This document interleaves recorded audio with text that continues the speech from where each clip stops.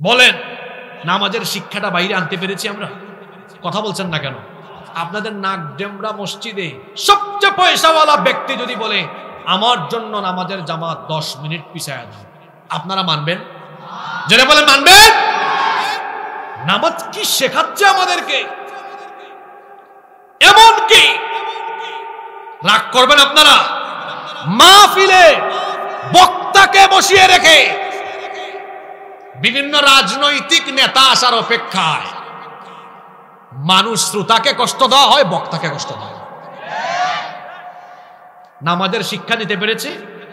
কথা বলেন, নিতে পেরেছে? আরে নামাজে তো কোন নেতা খেতার অপেক্ষা করা হয় না, ঠিক তেমনি সময় হয়ে গেলে কোন নেতার অপেক্ষা হবে না। মহান আল্লাহ এই পৃথিবীতে আমাদেরকে কেন সৃষ্টি করেছেন? কি সুন্দর করে আল্লাহ তাআলা জবাব দিচ্ছেন, কেন আমি তোমাদেরকে দুনিয়াতে সৃষ্টি করেছি বান্দা শোনো। কোরআনে কারীমের 51 নম্বর সূরা সূরাতুয যারিয়াতের 56 নম্বর আয়াতে রব্বুল আলামিন কত সুন্দর করে বললেন, আমরা আল্লাহর গোলামি করব এজন্য সৃষ্টি করা হয়েছে। আমাদের পরিচয় আমরা গোলাম। আমরা শুধু গোলাম নই, গোলামের ঘরের গোলাম। আমাদের 14 গোষ্ঠীকার গোলাম। আল্লাহ তাআলার গোলামির দৃষ্টান্ত যেন আমরা প্রতিটি মুহূর্তে উপস্থাপন করতে পারি, এজন্য আল্লাহ তাআলা রেগুলার এমন একটি ইবাদত আমাদের জন্য ফিক্সড করে দিয়েছেন, যে ইবাদতের মাধ্যমে মহান আল্লাহর আনুগত্যের সর্বোচ্চ নমুনা প্রদর্শন হয়। সেই ইবাদতের নাম হলো সালাত, যেটাকে আমরা বলি নামাজ। আল্লাহ তাআলা বলছেন, অতএব যারা আল্লাহর উপর ঈমান এনে এই দিনের উপরে যারা ঐক্যবদ্ধ থাকবে, ফাসায়ুদখিলুহুম ফি রাহমাতিম মিন, আল্লাহ তাদেরকে আল্লাহ তার রহমতের ভেতরে এবং ওয়াফাদলিন অনুগ্রহের ভেতরে প্রবেশ করাবেন। ওয়ায়াহদিহিম ইলা সিরাতিম মুস্তাকিমা, এবং আল্লাহ তাদেরকে সোজা পথ দেখিয়ে দিবেন। বলেন সুবহানাল্লাহ। মাহফিলে উপস্থিত আমাদের মাথার তাজ শ্রদ্ধাভাজন উলামায়ে কেরাম এসেছেন, বিভিন্ন প্রতিষ্ঠানের আসাতিজায়ে কেরাম এসেছেন, বিভিন্ন মসজিদের খুতাবা এবং আইম্মায়ে কেরাম, আমার সামনে বসা পিতৃতুল্য সম্মানিত মুরব্বিয়ানে আযম, যুগে যুগে আল্লাহর জমিনে আল্লাহর দ্বীন প্রতিষ্ঠায় যারা অগ্রসেনানীর ভূমিকা পালন করেছেন, আমার কলিজার টুকরা প্রিয় যুবক, তরুণ এবং ছাত্র ভাইয়েরা, পর্দার আড়াল থেকে শ্রবণরতা সম্মানিতা মা এবং বোনেরা, উপস্থিত মিডিয়ার প্রিয় কর্মী এবং সাংবাদিক ভাইয়েরা, প্রিয় নাগডেমরা সাথিয়া তথা আমার প্রিয় পাবনাবাসী, আপনারা সবাই কেমন আছেন? আমাকে আপনারা জিজ্ঞেস করেছেন, এজন্য আপনাদেরকে কৃতজ্ঞতা জানাচ্ছি। আলহামদুলিল্লাহ আলা কুল্লি হাল ওয়া ফি কুল্লি মাকান। আলহামদুলিল্লাহ, মহান রব আমাকেও ভালো রেখেছেন, আমাদের সবাইকে সুস্থতার সাথে বাঁচিয়ে রেখে আজকের এই সুন্দর বরকতময় নান্দনিক এবং জান্নাতি এই আয়োজনে আমাদেরকে শামিল হওয়ার তৌফিক যিনি দান করেছেন, গলার আওয়াজ বড় করে সবাই বলেন তো তিনি কে? সেই মহান রবের জন্য হৃদয়ের সবটুকু ভালোবাসা, আবেগ, অনুভূতিকে উজাড় করে দিয়ে খুশি মনে প্রাণবন্ত আওয়াজে উচ্চ কণ্ঠে কালিমাতুশ শুকর আদায় করে আমরা সকলেই পড়ছি আলহামদুলিল্লাহ। আমরা প্রশংসা করলাম কার? লাভ হয়েছে কার? দুনিয়ার কোনো ব্যক্তি বা বস্তুর প্রশংসা করলে আপনি যার প্রশংসা করবেন তার ফায়দা হবে, আপনার কোনো ফায়দা নেই। কিন্তু আমরা যখন আমাদের মালিক, আমাদের রব মহান আল্লাহর শুকরিয়া আদায় করি, আল্লাহ খুশি হয়ে আমাদের আমলনামাকে নেকি দিয়ে পরিপূর্ণ করে দেন। সুবহানাল্লাহ। প্রিয় সাথিয়াবাসী, আপনাদের এই অঞ্চল, আপনাদের এই মাটিও অত্যন্ত সৌভাগ্যবান, কারণ এই মাটিতে জন্ম নিয়েছেন বিশ্ব ইসলামী আন্দোলনের অন্যতম পুরোধা, আপনাদের এই এলাকার রত্ন, আপনাদের কৃতি সন্তান শহীদ মাওলানা মতিউর রহমান নিজামী রাহিমাহুল্লাহ। আল্লাহ তাকে শাহাদাতের সর্বোচ্চ মর্যাদা দান করেন এবং আল্লাহ তাআলা তাকে জান্নাতুল ফেরদাউস নসিব করে দেন। শহীদদের রক্ত বৃথা যায় না। শহীদদের রক্ত যুগে যুগে কথা বলেছে, বলছে এবং বলবে। যারা শহীদদের রক্ত ঝরায় তারা পৃথিবীতে সম্মান এবং ইজ্জত নিয়ে পৃথিবী থেকে বিদায় নিতে পারে না। এই বাংলাদেশে আপনি দেখেছেন নিরপরাধ মানুষগুলোকে অপরাধী সাজিয়ে যারা তাদের উপরে বিচারের নামে অবিচার করেছে, জুলুম করেছে, প্রহসন করেছে, তাদের কারোরই পরিণতি কিন্তু ভালো হয় নাই। 2007-08 ফখরুদ্দিন মঈনুদ্দিনের শাসনকাল আপনাদের অনেকের মনে আছে। তখন আওয়ামী লীগ, বিএনপি, জাতীয় পার্টি, বিভিন্ন দলের এমপি মন্ত্রীরা, সাবেক এমপি মন্ত্রীরা যখন ফখরুদ্দিন মঈনুদ্দিনের ছাঁটাইয়ের সময় পলায়ন করেছে, সেই সময় কিন্তু আপনাদের এলাকারই কৃতি সন্তান, সাবেক মন্ত্রী, সাবেক এমপি আপনাদের শহীদ মাওলানা মতিউর রহমান নিজামী, তার মন্ত্রণালয়ের 1 টাকার দুর্নীতি সেই ফখরুদ্দিন মঈনুদ্দিন সরকার বের করতে পারে নাই। এজন্য বলেছি আপনাদের এই মাটি ধন্য, এই মাটিতে এমন সন্তান জন্ম নিয়েছেন, আলহামদুলিল্লাহ। এই বাংলাদেশের সম্পদের কোনো অভাব নাই, আছে শুধু ভালো মানুষের অভাব, যারা এরকম মন্ত্রণালয়, মিনিস্ট্রি চালাবে, সচিবালয় চালাবে, যারা পার্লামেন্ট, সেক্রেটারিয়েট, বঙ্গভবনে গিয়ে সততার সাথে, ইনসাফের সাথে, আমানতদারিতার সাথে আখিরাতের ভয় অন্তরে লালন করে দায়িত্ব পালন করবে, এই রকম মানুষের অভাব বাংলাদেশে অনেক বেশি।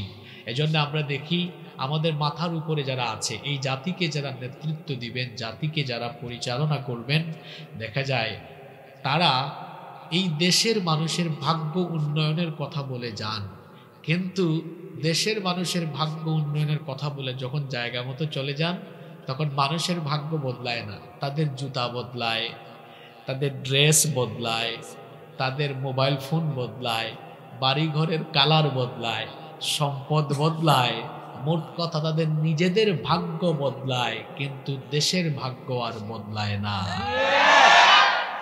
এজন্য আপনারা দেখেছেন দেশের ঘাড়ে, জাতির ঘাড়ে যত টাকা ঋণের বোঝা চাপিয়ে দিয়েছে, তার চাইতে বেশি পরিমাণ সম্পদ চুরি করে, দুর্নীতি করে, লুটপাট করে বিদেশে পাচার করেছে। এগুলো কার টাকা? এগুলো আপনাদের টাকা, এগুলো জনগণের টাকা। এভাবেই গত 54 বছর ধরে বাংলাদেশ স্বাধীন হওয়ার পর থেকে 2024 সাল পর্যন্ত এভাবেই 54 বছর ধরে জনগণের উপরে নীরব নির্যাতন চলছে। নীরব নির্যাতন, কিরকম চুরি! যে ফেরাউনের দল কিছুদিন আগে পালিয়ে গেল, এরা যে কি পরিমাণ চোর আপনি তাদের বক্তব্য থেকেই বুঝতে পারবেন। তিনি বলেছিলেন আমার পিয়ন ছিল কত কোটি টাকার মালিক। পাবনার মানুষ খুব ভালো জানে কত কোটি টাকা, কি ছাড়া চলে না। আপনার কথায় বোঝা গেল আপনার ডানে বামে, সামনে পিছনে আপনি চোর ডাকাতদেরকে লালন পালন করেছে। এই জন্য ভালো মানুষ তো পালায় না, চোর পালায়, ডাকাত পালায়। আপনাদের নাগডেমরা এই গ্রামে যদি কোনো গৃহস্থের বাড়িতে চোর ঢোকে আর বাড়িওয়ালা যদি টের পায়, রাতের বেলা যদি চিৎকার মারে চোর চোর, আশেপাশের বাড়ির এরাও খবর পেয়ে গেছে। মসজিদের মুয়াজ্জিন সাহেব মাইকে বললেন অমুক বাড়িতে চোর ধরা পড়েছে। এরপরে কি চোর বা ডাকাত গ্রামের মানুষকে বলবে আসেন ভাই আসেন, আমারে বাইন্দা ধইরা নিয়ে যান, এটা বলবে? চোর তখন গৃহস্থ বা মানুষ জেগে উঠলে কিসের চেষ্টা করবে? 15 বছর চুরি করেছে, সবাই টের পায় নাই। যখন ছাত্র জনতা, তরুণ যুবক এটা টের পেয়েছে, যুবকরা হচ্ছে টর্নেডোর মতো, ওরা সাইক্লোনের মতো, যুবকরা হচ্ছে স্রোতের মতো। স্রোত যেমন যেদিকে যায়, আপনারা নদী এলাকার মানুষ বুঝবেন, স্রোত যেমন তীব্র গতিতে ছুটে গিয়ে সবকিছুকে ভাসিয়ে নিয়ে যায়, যুবকরা হচ্ছে সেই স্রোতের মতো, যেদিকেই যায় সবকিছুকে তারা চুরমার করে দেয়। এই যুবক তরুণরা যখন টের পেয়েছে আমার বাড়ি ঘরের, আমার দেশের সব চুরি হয়ে যাচ্ছে, তারপরে তখন বলেছে ধরো চোরকে, ধরো স্বৈরাচারকে ধরো, তখন দেখা গিয়েছে ওই আপনার বাড়িতে চোর ডাকাত যেমন গৃহস্থ সজাগ হলে পালিয়ে যায়, ঠিক তেমনি দেখা গিয়েছে এই দেশের চোরেরা ডাকাতেরা জামাতের সাথে পালিয়ে গিয়েছে। কথায় কথায় বলতেন এটা আমার বাবার দেশ, আমি পালাই না। হঠাৎ করে দেখা গেল তিনি কাউকে কিছু না বলে চোরের মতো পালিয়ে চলে গেলেন। আপনারা কি আমার কথায় কষ্ট পেয়েছেন? অবাস্তব কিছু বলেছি? শহীদ মাওলানা মতিউর রহমান নিজামী, তিনি সহ ইসলামী আন্দোলনের আরো অনেক শীর্ষ নেতৃবৃন্দকে অন্যায়ভাবে মিথ্যা নাটক সাজিয়ে তাদেরকে বিচারের নামে অবিচার করে প্রহসন করে দুনিয়া থেকে বিদায় করে দেওয়া হয়েছে। শহীদ আল্লামা দেলাওয়ার হোসেন সাঈদ রাহিমাহুল্লাহ, তার মতো ব্যক্তিকেও কত আজে বাজে অপবাদ দেওয়া হয়েছে। ইবলিস পর্যন্ত সম্ভবত হেসেছে যে তোরা এত খারাপ কেমনে হইলি। আল্লাহ তাআলা যেন জালিমদের ব্যাপারে তিনি তার সিদ্ধান্ত কার্যকর করে দেন। আরো আসতে বলেন আমিন। রাত অনেক হয়ে যাওয়ায় আপনাদের কি কষ্ট হচ্ছে? আমি তো অনেক দূর থেকে এসেছি জার্নি করে, তো জার্নির কষ্ট তো আমার মধ্যে আছে। আপনারা তো টায়ার্ড হয়ে গেলে চলবে না। আপনারা আমাকে সাপোর্ট দিবেন তো? সাপোর্ট দিবেন তো? এক আমির সাহেবের এলাকায় এসেছেন আরেক আমির সাহেবের এলাকার মানুষ। কথা বুঝেন নাই? আমার বাড়ি কোথায় আপনারা জানেন? বলেন তো দেখি, সেখানে যার নাম ইন্ডিকেট করলাম তার নাম কি? ডাক্তার?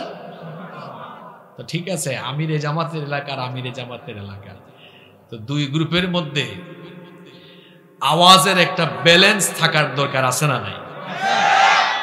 আপনারা রেসপন্স করবেন তো? আমরা যেন শেষ পর্যন্ত ধৈর্য ধারণ করে আমলের নিয়তে প্রতিটি কথা শুনতে পারি। আল্লাহ আপনি আমাদেরকে সেই তৌফিক দেন।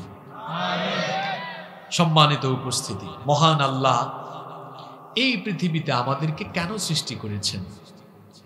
কি সুন্দর করে আল্লাহ তাআলা জবাব দিচ্ছেন, কেন আমি তোমাদেরকে দুনিয়াতে সৃষ্টি করেছি বান্দা শোনো।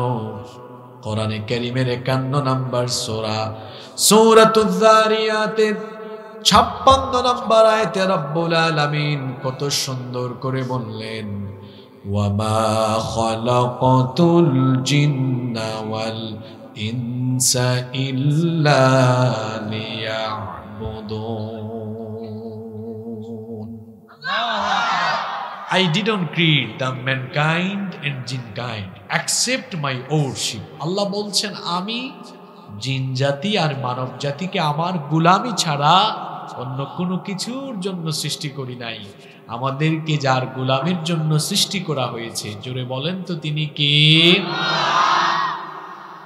আমরা আল্লাহর গোলামি করব, এজন্য সৃষ্টি করা হয়েছে। আমাদের পরিচয় আমরা গোলাম। আমরা শুধু গোলাম নই, গোলামের ঘরের গোলাম। আমাদের 14 গোষ্ঠীকার গোলাম। আল্লাহ তাআলার গোলামির দৃষ্টান্ত যেন আমরা প্রতিটি মুহূর্তে উপস্থাপন করতে পারি, এজন্য আল্লাহ তাআলা রেগুলার এমন একটি ইবাদত আমাদের জন্য ফিক্সড করে দিয়েছেন, যে ইবাদতের মাধ্যমে মহান আল্লাহর আনুগত্যের সর্বোচ্চ নমুনা প্রদর্শন হয়। সেই ইবাদতের নাম হলো সালাত, যেটাকে আমরা বলি নামাজ। আমরা যে আল্লাহর গোলাম, এটার সবচাইতে চমৎকার দৃষ্টান্ত উপস্থাপন হয় এই ইবাদতের মাধ্যমে। আমার দিকে তাকান, কেউ ডানে বামে তাকায়েন না। দেখেন তো নামাজে দাঁড়ান আপনারা কিভাবে? নামাজে দাঁড়ানোর সময় কি সিনা টান করে এরকম দাঁড়ান, না বিনয়ের সাথে দাঁড়ান? আল্লাহ তাআলা তো বলেছেন ওয়াকুমু লিল্লাহি কানিতিন। বিনয়ী হয়ে আল্লাহর সামনে দাঁড়াও। আমরা মাথা নত করে দিয়ে দাঁড়ালাম, আর দাঁড়ানোর সময় একজন আসামি যেমন সারেন্ডার করে, ঠিক তেমনি আসামির মতো সারেন্ডার করে গোলাম তার মালিকের সামনে দাঁড়াচ্ছে। কিভাবে? এই দুই হাত কাঁধ বা কান পর্যন্ত উঠায়া এমন ভাবে তাকবীর দিচ্ছে, এটা দেখে মনে হচ্ছে যেন বান্দা এই মুহূর্তে তার মালিকের সামনে নিজেকে একেবারে ছোট বানিয়ে অহংকার রিমুভ করে দিয়ে আসামির মতো সারেন্ডার করে তার মালিকের সামনে দাঁড়িয়ে গিয়েছে। আল্লাহু আকবার। তারপর দাঁড়াচ্ছে আর কথা বলছে। সালাত is a conversation between almighty Allah and the slave. নামাজ হলো আল্লাহ আর বান্দার কথা বলার জায়গা। সুবহানাল্লাহ। এরপরে বান্দা রুকু দিল, মাথাটা একটু নুইয়ে দিল, তারপর রুকু থেকে দাঁড়ালো। সাজদায় যখন গেল, তার নাক আর কপাল আল্লাহর কুদরতি চরণে লাগিয়ে দিয়ে এমন এক দৃষ্টান্ত উপস্থাপন করলো, এই দৃশ্য দেখে মনে হয় আর বান্দার মধ্যে কোনো অহংকার নাই, তার মধ্যে কোনো আমিত্ববোধ নাই, অধ্যতপূর্ণ কোনো আচরণ নাই। সে গুলাম হয়ে গুলামের মতোই তার মাবুদের কুদরতি চরণে মাথা ঠেকিয়ে দিয়ে গুলামের উত্তম পরিচয় দিয়েছে। সুবহানাল্লাহ। যে ব্যক্তি আল্লাহকে সাজদা দেয় সে আল্লাহর বাধ্যগত, সে আল্লাহর আনুগত্যশীল বান্দা। আর যে ব্যক্তি আল্লাহকে সাজদা দেয় না সে অহংকারী। এটা আমার কথা নয়, কোরআনে কারীমে এটা বলেছেন কে? জোরে বলেন কে? আদম আলাইহিস সালামকে সৃষ্টি করার পরে সকল ফেরেশতাদেরকে আল্লাহ আদেশ করেছিলেন, তোমরা আমার আদমকে সাজদা দাও। সবাই সাজদা দিয়েছিল, কেবলমাত্র একজন দেয় নাই। যে দেয় নাই সবাই আপনারা তার নাম জানেন, তার নাম হলো وَإِذْ قُلْنَا لِلْمَلَائِكَةِ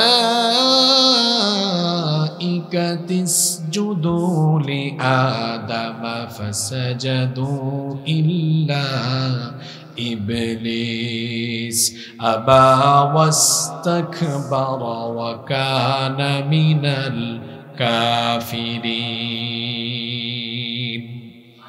আল্লাহ তাআলা বলছেন, আর স্মরণ করো যখন তোমাদের রব ফেরেশতাদেরকে বলেছিলেন তোমরা আদমকে সাজদা দাও, ইবলিস ছাড়া সবাই সাজদা দিয়েছিল, ইবলিস সাজদা দেয় নাই। কারণ আবা, সে অস্বীকার করেছে, সে আল্লাহ তাআলার আদেশকে অমান্য করেছে। ওয়াস্তাকবারা, আল্লাহর সামনে অহংকার প্রদর্শন করেছে। ওয়া কানা মিনাল কাফিরিন, এবং সে কাফিরে পরিণত হয়েছে। খেয়াল করে আয়াত শুনুন, ইবলিস সাজদা না দেওয়ার কারণে এই আয়াতে আল্লাহ বললেন তার 3টা ক্ষতি হয়েছে। এই 3টা ক্ষতির সাথে ইবলিসের আরো 2টা ক্ষতি হয়েছে।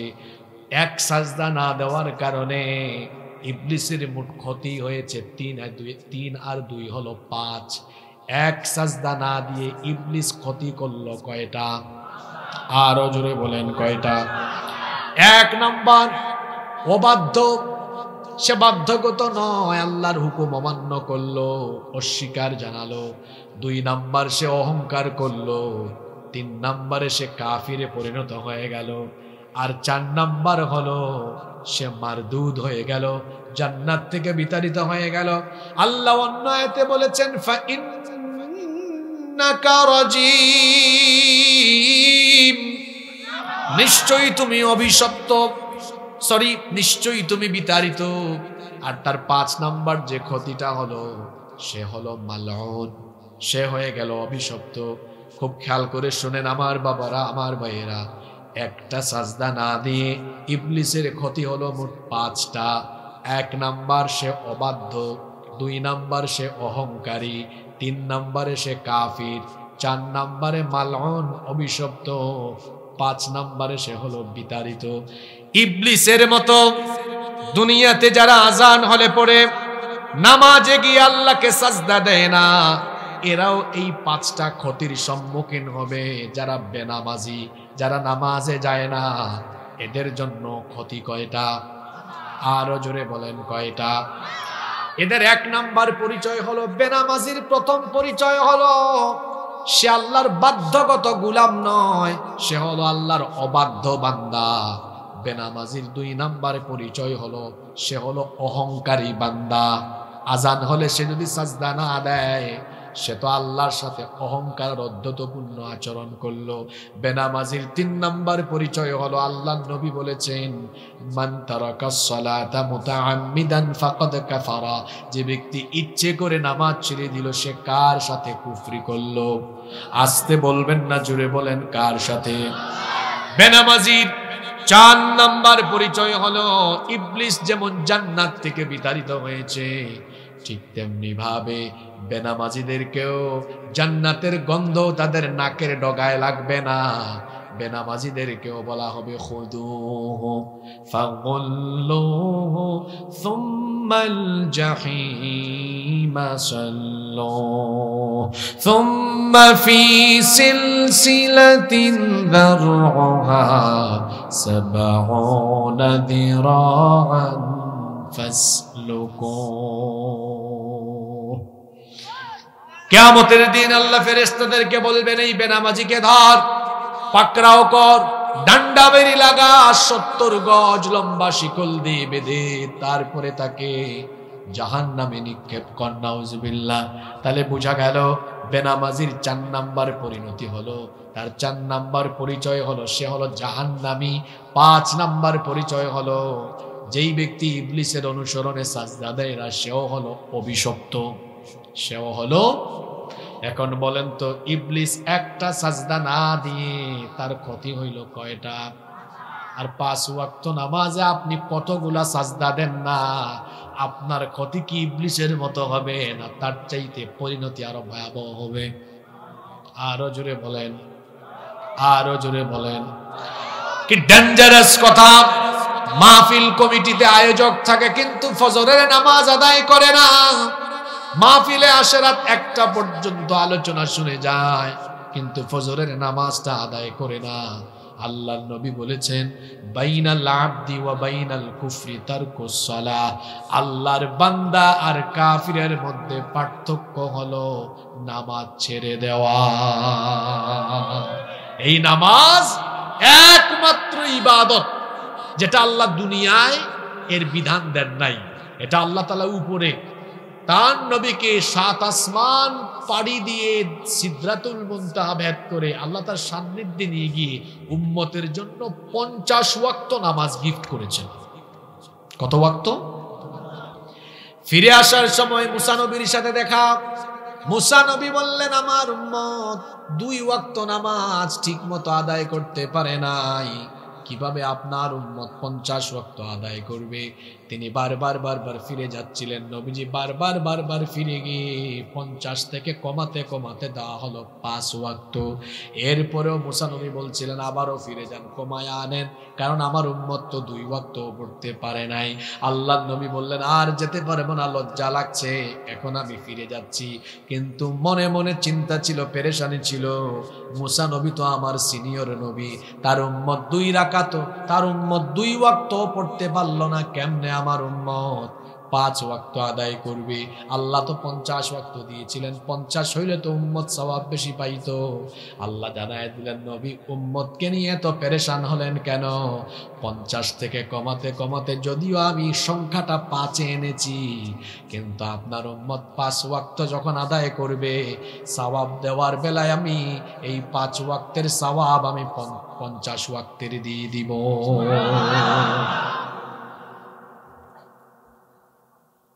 সালাত হচ্ছে আমাদের জন্য মেরাজ, এটা আল্লাহর সাথে কথা বলার জায়গা। আল্লাহ কথা বলেন। আর দেখেন নামাজের শিডিউলটা, আমার দিকে তাকান, কি সুন্দর শিডিউল দেখছেন। হ্যাঁ, ঘুমানোর আগেও আছে, ঘুম থেকে উঠার পরেও আছে না? কেন? যেন বান্দা ঘুম থেকে উঠে একটা হাজিরা দেয়, আল্লাহ আমি তো তোমার গোলাম, এই যে তোমার সাজদা দিলাম, সুবহানাল্লাহ। আর মুয়াজ্জিন সাহেব যে ফজরের সময় ডাকেন, হাইয়া আলাস সালাহ, নামাজের জন্য আসো, হাইয়া আলাল ফালাহ, কল্যাণের জন্য আসো। আর আল্লাহ যেন ডাকেন, বান্দা কই ঘুমাইছিলি সেই 11টায় 12টায়, 5 ঘন্টা 6 ঘন্টা হয়ে যাচ্ছে, আয় না তোর সাথে একটু কথা বলি, আয় তুই নামাজে আয়, ফজরে আয়, আমি তোর সাথে কথা বলি। সুবহানাল্লাহ। আল্লাহ দুপুরের টাইমে আরেকটা নামাজ দিয়ে দিল, যোহর। আল্লাহ যেন বান্দার সাথে কথা বলার জন্য তাকে ডেকে আনতেছেন, তুই কই 5:30টায় আসলি একবার, এখন 1:30টা বাজে, 8 ঘন্টা হয়ে গেল, তুই কি আমার সাথে আরেকবার কথা বলবি না? আয় তোর সাথে আবার কথা বলি। সুবহানাল্লাহ। 2 ঘন্টা যায় না, আসর হয়, আল্লাহ বলেন তোর সাথে কথা না বললে ভালো লাগে না, আয় না আবার কথা বলি। 1 ঘন্টা 1.5 ঘন্টা যায় না, আল্লাহ সূর্য ডুবার সময় আরেকবার ডাক মারেন, আয় না দিনের শুরুতে একবার কথা বলছিলাম, এখন আয় দিনের শেষে তোর সাথে আরেকবার কথা বলি। সুবহানাল্লাহ। ঘুমানোর আগে আল্লাহ যেন আরেকবার এশার নামাজে ডাক দেন, তুই যে ঘুমাবি এখন, এটাই তো তোর জীবনের শেষ ঘুম হয়ে যেতে, আয় না ঘুমানোর আগে আরেকবার আমার সাথে কথা বল। এভাবে বান্দা ঘুমানোর আগে ঘুমানোর পরে দিনের বেলা আল্লাহ ডেকে ডেকে বান্দার সাথে কথা বলে। সুবহানাল্লাহ। এটা যেন আমার নবীর সেই আকাঙ্ক্ষার বাস্তবায়ন। আপনারা কথা শুনতেছেন? কোন আকাঙ্ক্ষা? আল্লাহ আপনি তো আমাকে মেরাজে আনলেন, আমি আপনার সাথে কথা বলছি, আহারে আমার উম্মত গুলো যদি এভাবে আপনার সাথে কথা বলতে পারতো। আল্লাহ তো নবীজির মনোবাসনা বুঝেন। আল্লাহ বলেন, নবী আপনার উম্মতের এত টেনশন, এত চিন্তা উম্মতের, আপনার জান আপনার সাথে তো আমি আপনাকে এনে এখানে কথা বললাম একবার, আপনার উম্মতকে আপনি ভালোবাসেন, আমিও তো ভালোবাসি, আমি এদের সাথে ডেইলি কথা বলবো 5 বার। কয়বার? 5 বার। কই আপনি তো জান না। আল্লাহ ডাক দেন, আয়, আপনি যান না। আর যদি জিজ্ঞেস করি জান্নাতে কি যেতে চান, কেউ না বলবে না, সবাই বলবে হ্যাঁ আমরা জান্নাত চাই। এখন জান্নাত আপনি যেতে চান, আল্লাহ তো জান্নাতে আপনাকে দিতে চান। কারো বাড়িঘর যদি তালা দেওয়া থাকে, এটা খোলার জন্য কি দরকার? আল্লাহ আপনাদেরকে জান্নাত দেওয়ার জন্য রেডি। আল্লাহ প্রতিদিন 5 বার নামাজে ডাকেন, আয় বান্দা আয় আমারে সাজদা দে, আর তোর জন্য বানানো জান্নাতের চাবি আমার কাছ থেকে নিয়ে নে। সুবহানাল্লাহ। সেই নামাজের কোনো খবর আমাদের। আজকে ওয়াদা করে যান, এই নামাজ আর কোনোদিন ছাড়বেন না। রাজি আছেন? যুবক ভাইরা কি রাজি আছে? যুবকরা বলে, হুজুর আমরা বুড়া হই তারপরে পড়বো। আমি বুড়া হব এর কোনো নিশ্চয়তা আছে? পৃথিবীতে তো আসার সিরিয়াল আছে, কিন্তু যাওয়ার কোনো সিরিয়াল। আজকের আলোচনা খুবই গুরুত্বপূর্ণ। আমাদের বর্তমান সমসাময়িক এই চলমান সময়ে আমাদের জন্য করণীয় অনেক কিছু আজকের আলোচনা থেকে বের হয়ে আসবে ইনশাআল্লাহ। আপনারা কি মনোযোগী থাকবেন? আপনারা কি মোনাজাতের আগ পর্যন্ত আমাকে সময় দিবেন? আল্লাহ আমাদেরকে কবুল করেন। নামাজ কি শুধু 5 ওয়াক্ত গিয়ে সাজদা দেওয়ার জন্যই ফরজ করা হয়েছে? জোরে বলতে হবে। নামাজ এটা শুধু ইবাদত নয়। নামাজ এটি যেমন ইবাদত, ঠিক তেমনি ভাবে এটি হচ্ছে মানুষের জীবন পরিচালনার প্রশিক্ষণ। কথা কি বুঝতে পেরেছেন? জীবন পরিচালনার প্রশিক্ষণ। মান আকামাস সালাতা ফাকাদ আকামাদ-দ্বীন। যে ব্যক্তি নামাজ কায়েম করলো, সে যেন প্রকৃত অর্থে দ্বীন কায়েম করবে।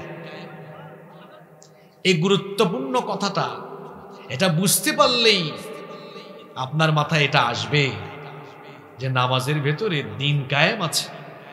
কিভাবে? এটা কত গুরুত্বপূর্ণ কথা। যে ব্যক্তি নামাজ কায়েম করলো, সে ব্যক্তি দ্বীন কায়েম করলো। কারণ নামাজের ভেতরে দ্বীন কায়েমের শিক্ষা দেওয়া আছে। শুধু তাই নয়, আমি আগেই বলেছি আজকের এই লাইনটা, এটা আজকের আলোচনার চুম্বক অংশ, মনে রাখবেন। পারলে কালকে এই এলাকায় আলোচনা করবেন যে গতকাল আলোচনা শুনলাম, এই কথাটা ছিল আলোচনার চুম্বক অংশ। কি সেটা? নামাজ শুধু ইবাদত নয়, ইবাদতের পাশাপাশি নামাজ জীবন পরিচালনার প্রশিক্ষণ। এই কথাটা মনে রাখতে পারবেন না? নামাজ জীবন পরিচালনার, আবার বলেন নামাজ জীবন পরিচালনার, আরো একবার বলেন নামাজ জীবন পরিচালনার। অর্থাৎ আমার আপনার জীবনকে কেমনে চালাবো, সকল অন্তর্নিহিত শিক্ষা এই নামাজের ভেতরে আছে না নাই?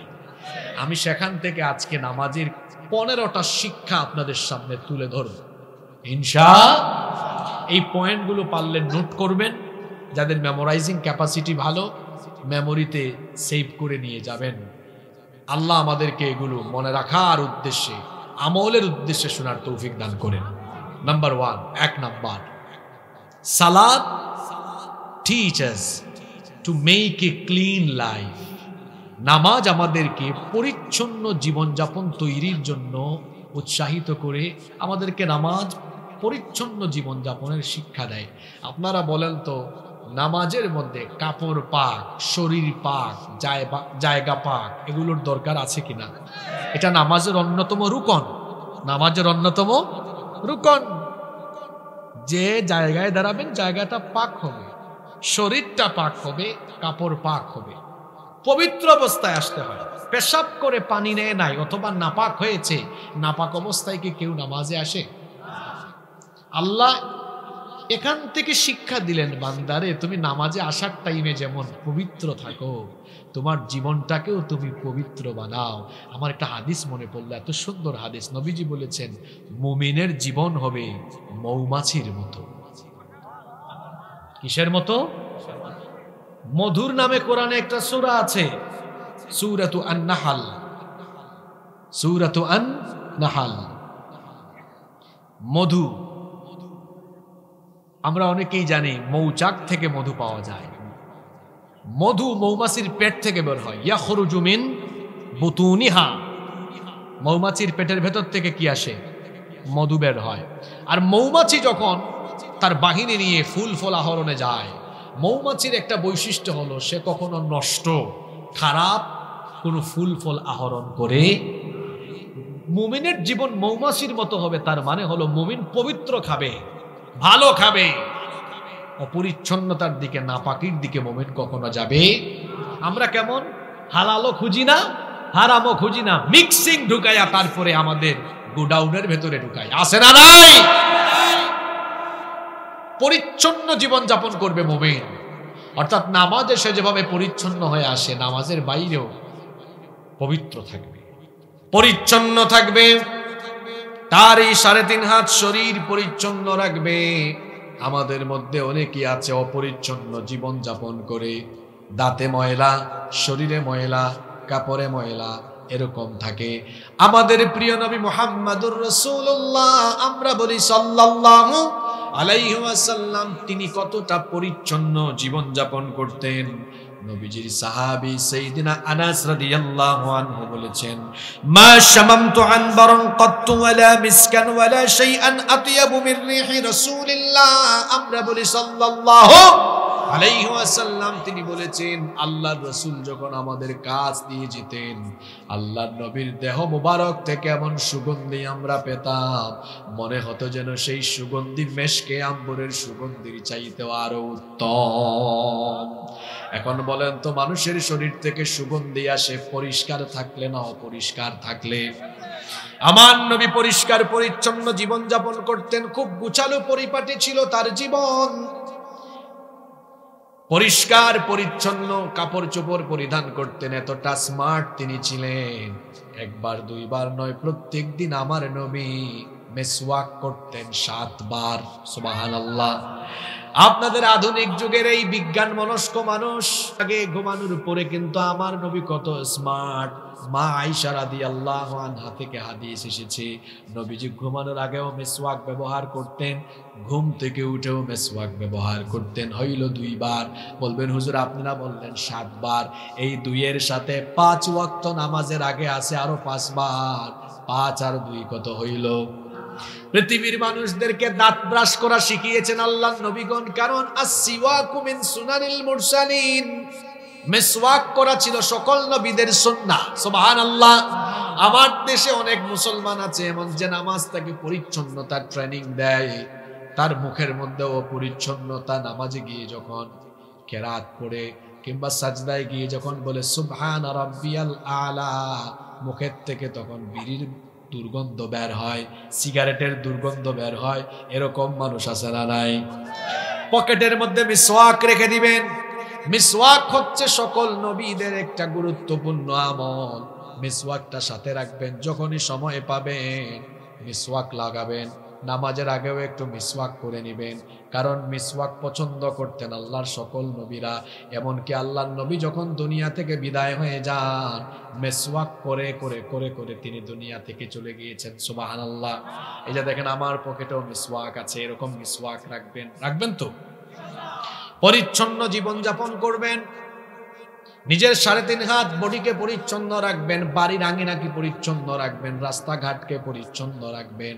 আমার দেশটা কত সুন্দর, মনে হয় যেন ছবির মতো আঁকা। কিন্তু আমি দুঃখ করে অনেক জায়গায় বলি, বাংলাদেশে মুসলমান আছে কিন্তু ইসলাম নাই। ইউরোপ আমেরিকায় ইসলাম নাই, ইউরোপ আমেরিকায় মুসলমান নাই কিন্তু ইসলামের বিধান আছে। কথা বুঝেন নাই? হ্যাঁ, ইউরোপ আমেরিকায় দেখা যায় রাস্তাঘাটগুলো কত ক্লিন, থুতু ফেললে জরিমানা গুনতে হয়। থুতু ফেলবেন জরিমানা গুনতে হয়। ওরা কিন্তু মুসলমান না, ওদের দেশে মুসলমান নাই কিন্তু ইসলামের বিধানগুলো, পরিচ্ছন্ন জীবনযাপন, এই বিধান তাদের দেশে। এমনকি কাফিরের দল ইসলামের বিধান তারা মানে আমাদেরকে উল্টা চাপায় দেয়। নারী নেতৃত্ব ইসলাম হারাম করেছে। কোন নারীকে আল্লাহ তাআলা নবী রাসূল বানিয়েছেন? জোরে বলেন। আপনারা বলেন হুজুর নারীদেরকে আল্লাহ বানাইলেন না কেন? বানান নাই, এর যৌক্তিক বাস্তবিক বিজ্ঞানসম্মত কারণ আছে। একজন নারী সৃষ্টিগতভাবে তিনি এমন যে মাসে তো তার 3-4 দিন 5 দিন 6 দিন অসুস্থতা থাকে। এখন ওই নারীকে যদি নবী বানিয়ে দেওয়া হয় তো এই 4-5 দিন 6-7 দিন ইমামতি কে করবে? নবুয়ত রিসালতের দায়িত্ব কে পালন করবে? একটা ঝামেলা দেখা দিবে। আর তাছাড়া নবী রাসূলগণ তো সকাল সন্ধ্যায় রাতে তারা তো জনসম্পৃক্ত থাকবেন, কিন্তু একজন নারী তো সব সময় জনসম্পৃক্ত থাকতে পারবেন? ইসলাম যেটাকে হারাম করেছে তার পিছনে কারণ আছে।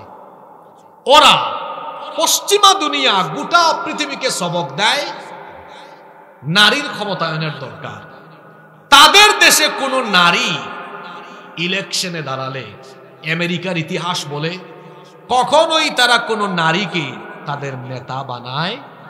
কিছুদিন আগে ইলেকশন গেল, একজন আধা পাগলকে তারা প্রেসিডেন্ট বানিয়েছে কিন্তু একজন নারীকে বানায়। তাদের কথা হলো প্রয়োজনে পাগল ছাগলকে বানায় দিব, কিন্তু নারীকে। কামালা হ্যারিস হেরে গেল না? হ্যারিস না হারিস? হারিস মনে, তার নামও যেমন হারিস, মানে নামটাই হারিস, হারিস নামটাই কি? আপনারা কি আছেন এখানে? ওরা সবাইকে কি শিখায় দেখেন। ট্রাম্প পয়সা আজকে কিন্তু আমাদের ওই আগের মহিলা নিয়ে টুইটারে পোস্ট করেছে, যুবক ভাইরা জানেন কিনা? এই ট্রাম্প বাবা তার নির্বাচনী ক্যাম্পে আমেরিকার জনগণকে বলেছিল, আপনারা কি ট্রাম্পের বিপরীতে একজন নারীকে আমেরিকার নেতৃত্বে বসিয়ে দিতে চান? দেখছেন কারবা?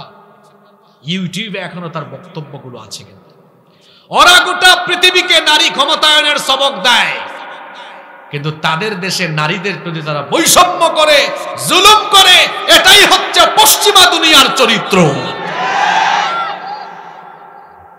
এরা অন্যের মাথায় কাটাল ভেঙে খেতে চায়। দেখেন না, এখন দিল্লি আর ওয়াশিংটন একজুট হতে যাচ্ছে। বাংলাদেশ এটি আমাদের দেশ। এই দেশে কোন দেশের তাবেদারিত্ব চললে এই দেশের মানুষ সেটা বরদাস্ত করবে না। কষ্ট হচ্ছে আপনাদের? কোন কথাই ছিলাম মনে আছে যে ইউরোপ আমেরিকার বহু দেশে মুসলমান নাই, কিন্তু ইসলামের রীতিনীতি তারা এগুলো তারা গ্রহণ করে নিয়েছে। আর মুসলমানের বিভিন্ন দেশ আছে, এখানে ইসলামের বিধানগুলোর বাস্তবায়ন।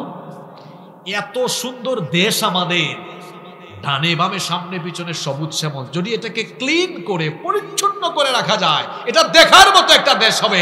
পৃথিবীর সবচাইতে সুন্দর দেশ হবে এই বাংলাদেশ।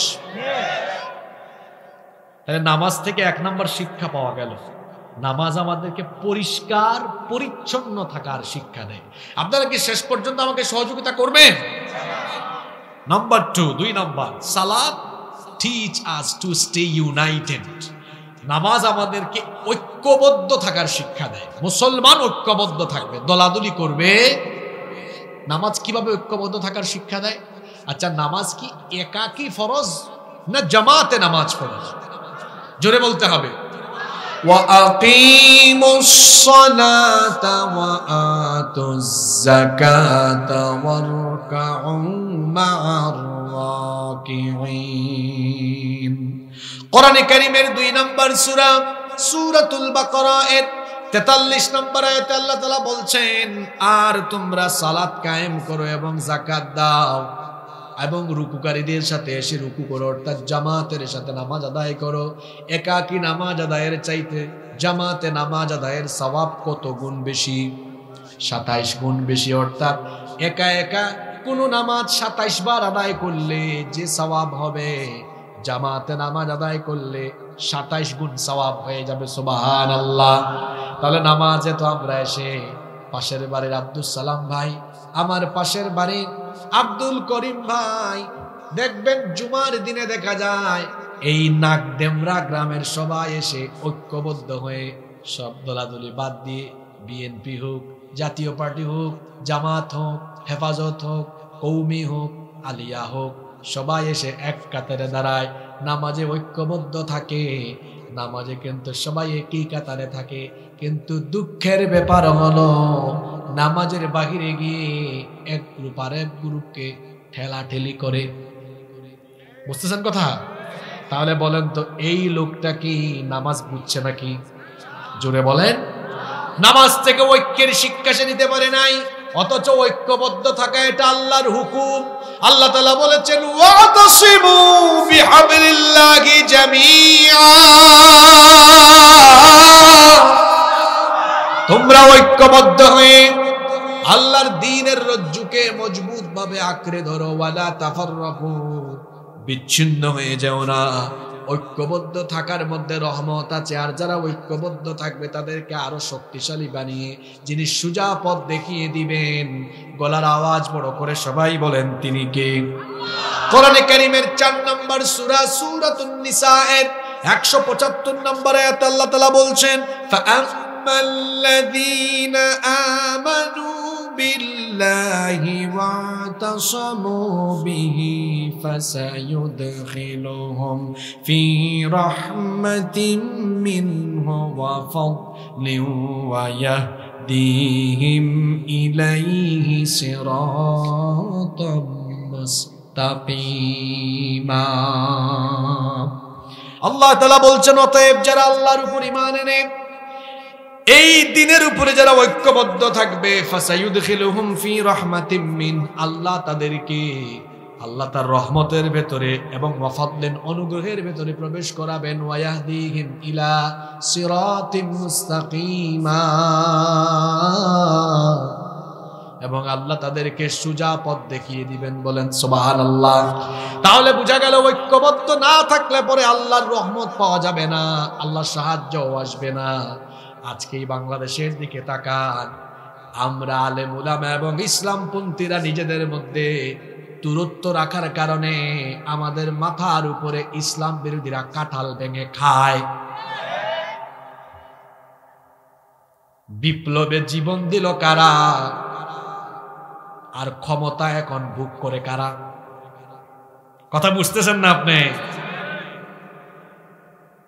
জীবন দিল আবু সাইদ মুগ্ধ, আর এখন মজা নেয় নাট্যকার LGBTQ, বাংলাদেশে যারা অশ্লীলতার সমকামী প্রতিষ্ঠা করতে চায়, এই নাপাক লোকগুলো এখন বাংলাদেশ পরিচালনায় আস্তে আস্তে দায়িত্ব নিচ্ছে।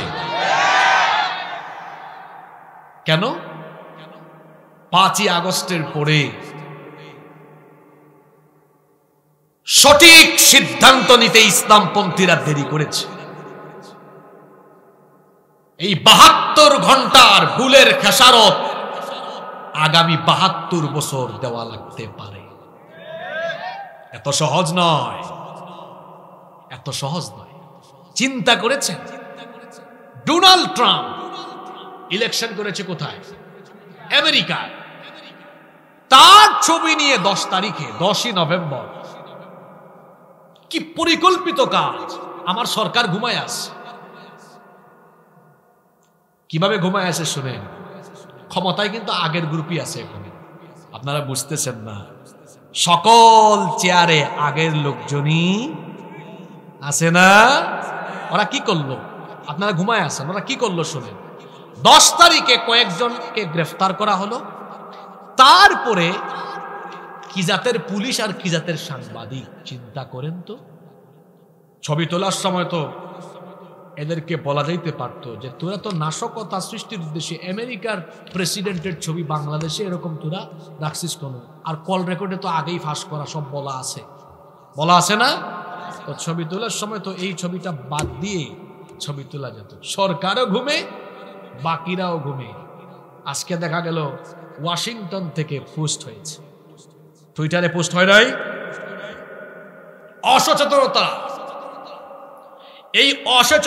এই সচেতনতার অভাবের কারণে আগামীতে বিপর্যয় ঘটার সম্ভাবনা। কিছুদিন আগে হেফাজতের আমির গত সপ্তাহে বক্তব্য দিতে গিয়ে এক ইসলামী দলকে তিনি বললেন এটা কোনো ইসলামী দলই না। শুনেন নাই আপনারা? 15 বছর মায়ের খাইতে খাইতে এরপরে এমন কথা বলছেন, সামনে যে কত মায়ের আছে এটা আল্লাহ বলেন। একজনকে ধরা হলো, আল্লামা সাইদি। সবাই চুপচাপ, ভাবলো যে কি হয়েছে, এটা আমাদের না। পরে কেউ বাদ গেছে, কৌমি বাদ গিয়েছে, আলিয়া বাদ গিয়েছে, হেফাজত বাদ গিয়েছে, চরমুনাই বাদ গিয়েছে, কেউ বাদ দেয় না। ইসলাম বিরোধীরা কে হেফাজত, কে জমিয়ত, কে খেলাফত এটা দেখে না। যার মাথায় টুপি আছে, দাড়ি আছে, যারা কুরআন সুন্নাহর কথা বলে সমান তালে তাদের বিরুদ্ধে ষড়যন্ত্র করে, এটা আমরা বুঝতে পারি নাই। আপনার হাতে একটা লাঠি থাকলে এটা ভাঙা সহজ না কঠিন? কথা বলেন, সহজ না কঠিন? 100টা লাঠি দিয়ে ভাঙতে পারবেন? কোথায় নিয়ে আরম্ভ হবে? একটা লাঠি ভাঙা যেমন সহজ, ঠিক তেমনি ইসলাম বিরোধীরা আলাদা আলাদা হয়ে থাকলে, বিভক্ত থাকলে, ইসলাম বিরোধীরা যারে যখন ধরবে একদম মেরুদণ্ড ভাঙা দিবে। আর 100টা লাঠিকে যেমন ভাঙা যায় না, ঐক্যের শক্তি আছে। সবাই মিলে ঐক্যবদ্ধ থাকলে এই বাংলাদেশে ইসলাম বিরোধী কোনো এজেন্ডার বাস্তবায়ন হবে না। আমি তো প্রায় সময় বলি, যদি বাংলাদেশের আলেম উলামা আর ইসলামপন্থীরা এক টেবিলে বসে 1 ঘন্টা লাগবে না, বাংলাদেশের মানুষ এই আলেম উলামা আর ইসলামপন্থীদেরকে বাংলাদেশের দায়িত্ব দিয়ে দিবে। পাল্লায় ব্যাং রাখা যেমন কঠিন, হুজুরদেরকে এক টেবিলে বসানো কঠিন।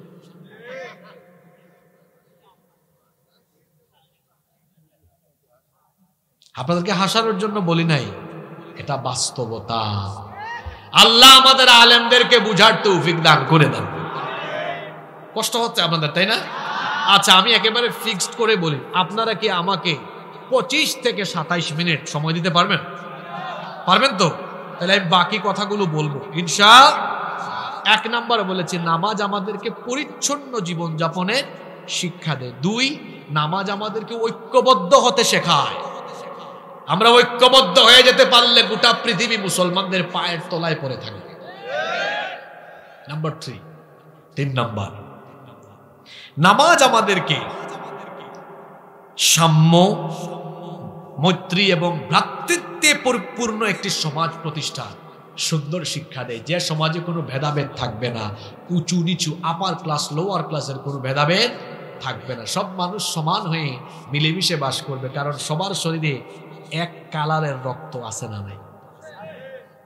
নাকি কারো শরীরের রক্ত একরকম, আরেকজনেরটা আরেক রকম, এরকম?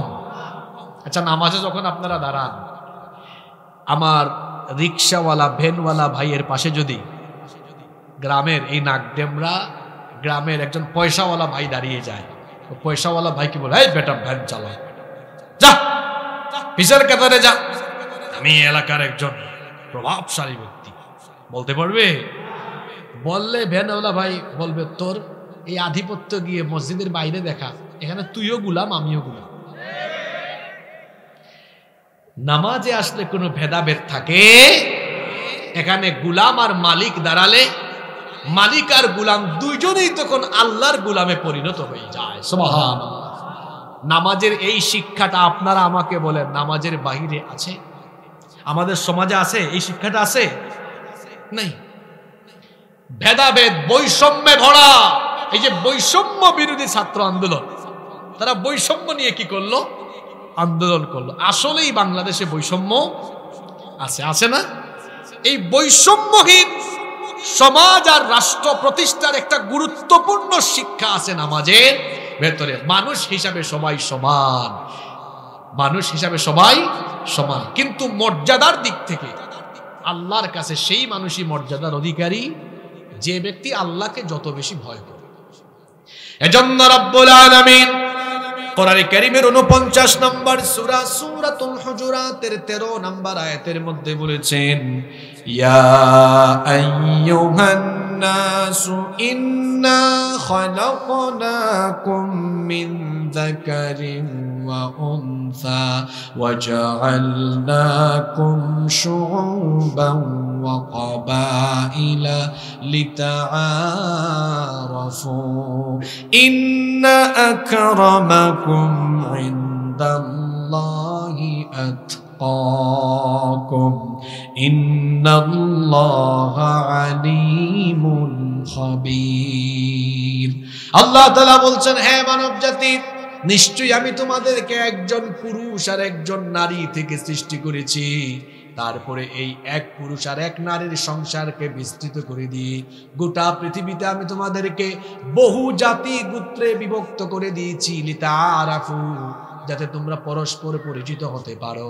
তো শোনো, মানুষ হিসাবে সবাই সমান হলেও মর্যাদার ক্ষেত্রে ইন্না আকরামাকুম ইনদাল্লাহি আতকাকুম, তোমাদের মধ্যে তাকওয়ার দিক থেকে যে সবচাইতে বেশি এগিয়ে, আল্লাহর কাছে মর্যাদার দিক থেকে সে ব্যক্তি এগিয়ে।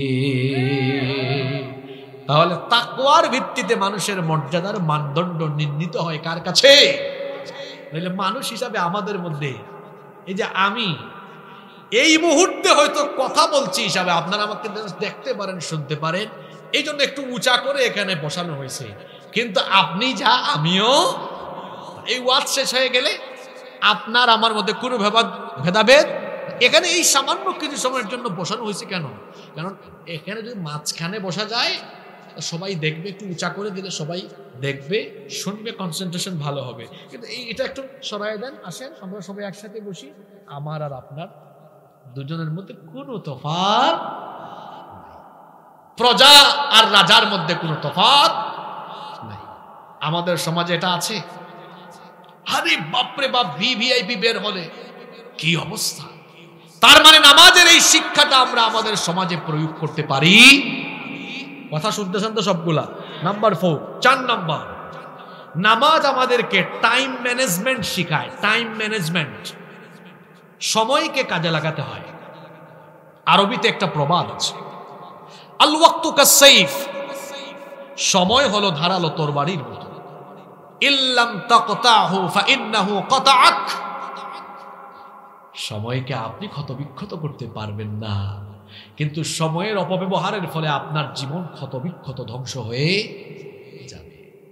সময়কে কাজে লাগিয়ে সম্পদশালী হওয়া যায়, কিন্তু গোটা পৃথিবীর সম্পদ দিয়ে জীবনের ফেলে আসা সময়কে ফিরিয়ে আনা যায়। সময় থাকতে সময়ের কদর করতে হয়, সময়কে গনিমত মনে করতে হবে। নামাজ আমাদেরকে সময় কাজে লাগানোর শিক্ষা দিচ্ছে। কিভাবে? প্রত্যেকটা নামাজের টাইম শিডিউল আছে না নাই? ইন্নাস সালাতা কানাত আলাল মুমিনিনা কিতাবাম মাওকুতা, সূরা নিসা 103 নম্বর আয়াতের শেষাংশ। আল্লাহ তাআলা বলছেন, নিশ্চয়ই সময়ানুবর্তিতার ভিত্তিতে নামাজ ফরজ করা হয়েছে। ফজরের নামাজ বিকাল 3টায় আদায় করলে হবে? কথা বলছেন না কেন? যোহরের নামাজ রাত 10টায় আদায় করলে হবে? আসরের নামাজ সকাল 9টায় আদায় করলে হবে? যে টাইমে যে নামাজ ওই টাইমে আদায় করতে। এমনকি ফজরের নামাজের টাইম হয়ে গিয়েছে, এলাকার সবচেয়ে পয়সাওয়ালা ব্যক্তির জন্য ইমাম সাহেব কি দাঁড়িয়ে থেকে অপেক্ষা করবেন, নাকি আজান হয়ে গেলেই শুরু করে দিবেন? সরি, টাইম হয়ে একামত হয়ে গেলেই কি করবেন? কিন্তু এই সময়ের শিক্ষাটা আছে।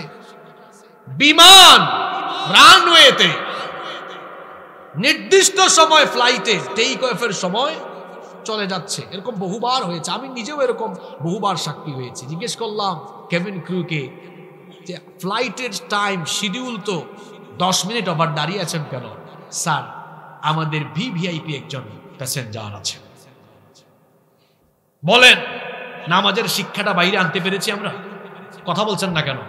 আপনাদের নাক ডেমরা মসজিদে সবচেয়ে পয়সাওয়ালা ব্যক্তি যদি বলে আমার জন্য নামাজের জামাত 10 মিনিট পিছায়া দাও, আপনারা মানবেন? যারা বলেন মানবেন? নামাজ কি শেখাচ্ছে আমাদেরকে? এমনকি রাগ করবেন আপনারা, মাহফিলে বক্তাকে বসিয়ে রেখে বিভিন্ন রাজনৈতিক নেতা আসার অপেক্ষায় মানুষ শ্রোতাকে কষ্ট দেওয়া হয়, বক্তাকে কষ্ট দেওয়া হয়। নামাজের শিক্ষা নিতে পেরেছে? কথা বলেন, নিতে পেরেছে? আরে নামাজে তো কোনো নেতা খেতার অপেক্ষা করা হয় না, ঠিক তেমনি সময় হয়ে গেলে কোনো নেতার অপেক্ষা হবে না। নামাজের শিক্ষা নামাজের বাইরে আমরা আনতে, 9টার গাড়ি কয়টায় যায় কেউ জানে না, 9টার ট্রেন কয়টায় যায় এটা রেল স্টেশনের মাস্টারও বলতে পারে না। একদিন এক যাত্রী রেল স্টেশনে গিয়েছে, বসে আছে হেলান দিয়ে, আরে বাংলাদেশ, আল্লাহ জানে আমার ট্রেন কয়টায় আসে। 9টার সময় ঠিক হুইসেল শোনা গেল। তখন যাত্রী বলল, হ্যাঁ, বাংলাদেশ পরিবর্তন হয়ে গিয়েছে। লাগেজ টান দিয়ে যাচ্ছে, আরেকজন আটকায় দিয়েছে পাশ থেকে, ভাই বসেন, এটা গতকাল 9টার ট্রেন, আজকে 9টায় আসছে। এই হলো মুসলমানদের সময়ানুবর্তিতা। কথা ঠিক না বেঠিক? আসেন ছাত্রদেরকে বলি, পরীক্ষা আসার আগে তারা পড়ে, পরীক্ষা আসার আগে তারা রেজাল্ট হাতে নিয়ে বলে, আরে যদি একটু পড়তাম রেজাল্ট আরো ভালো। সময়ের কাজ সময়ে করতে হয়। কিয়ামতের দিন জাহান্নামীরা সময় নিয়ে আফসোস করবে, ইয়াকুলু ইয়া লাইতানি কদ্দামতু লিহায়াতি। আফসোস, যদি আমার সময়কে কাজে লাগিয়ে কিছু আমল পাঠায় আসতাম, জীবনটা যদি আবার ফিরে পাইতাম। তারা বলবে, আল্লাহ আবার পাঠান। আবার পাঠানোর সুযোগ আছে? তাহলে সময়ের মূল্য দিতে হবে, সময়ের কাজ সময়ে করতে হবে। আমার দিকে তাকান, আজকে বেশিরভাগ যুবক তরুণ, এদের শরীর, এদের যৌবন নষ্ট হচ্ছে কেন জানেন? সময় কাজে লাগায় না। দেখেন আমার এই সাথী আর বাবা চাচাদের দিকে তাকান, ওনাদের বয়স 80 বছর হয়ে গেছে, 85 বছর হয়ে গেছে, ফিটনেস ভালো আছে আলহামদুলিল্লাহ, হাঁটতে পারেন। দেখেন আপনাদের নাতিদের দিকে, ছেলেদের দিকে, 20 বছরের পুলা, গাল ভেঙে গেছে, চেহারায় বিচি উঠে গেছে, বিচি ব্রণ, হাঁটে এমন ভাবে মনে পড়ে যাবে ঝিমাইয়া। এ জিমাইন্না মুরগি হয়ে গেল কেন এত কম বয়সে? কারণ কি জানেন? এখানে ওর সময় কাজে লাগায় না। বলবেন হুজুর কেমনে? এই যে আপনারা আমাদের মতো যখন ইয়াং ছিলেন, আপনাদের মোবাইলও ছিল না, ইন্টারনেট ছিল না, টিভিও ছিল না, রাত 8টা 9টা বড় জোর 10টার পরে কোনো কাজ নাই, সব ঘুম। আর এখন এরা কি করে জানেন? রাত 3টা বাজে, আরে বাপরে বাপ, ক্লাস 8 9 পড়ে এক ছেলে আরেক মেয়ের নিয়ে দৌড় মারে। এ তো কারবারি কেমনে হয়েছে? সময়ের অপব্যবহার করে মোবাইল ফোনে আসক্ত হয়েছে।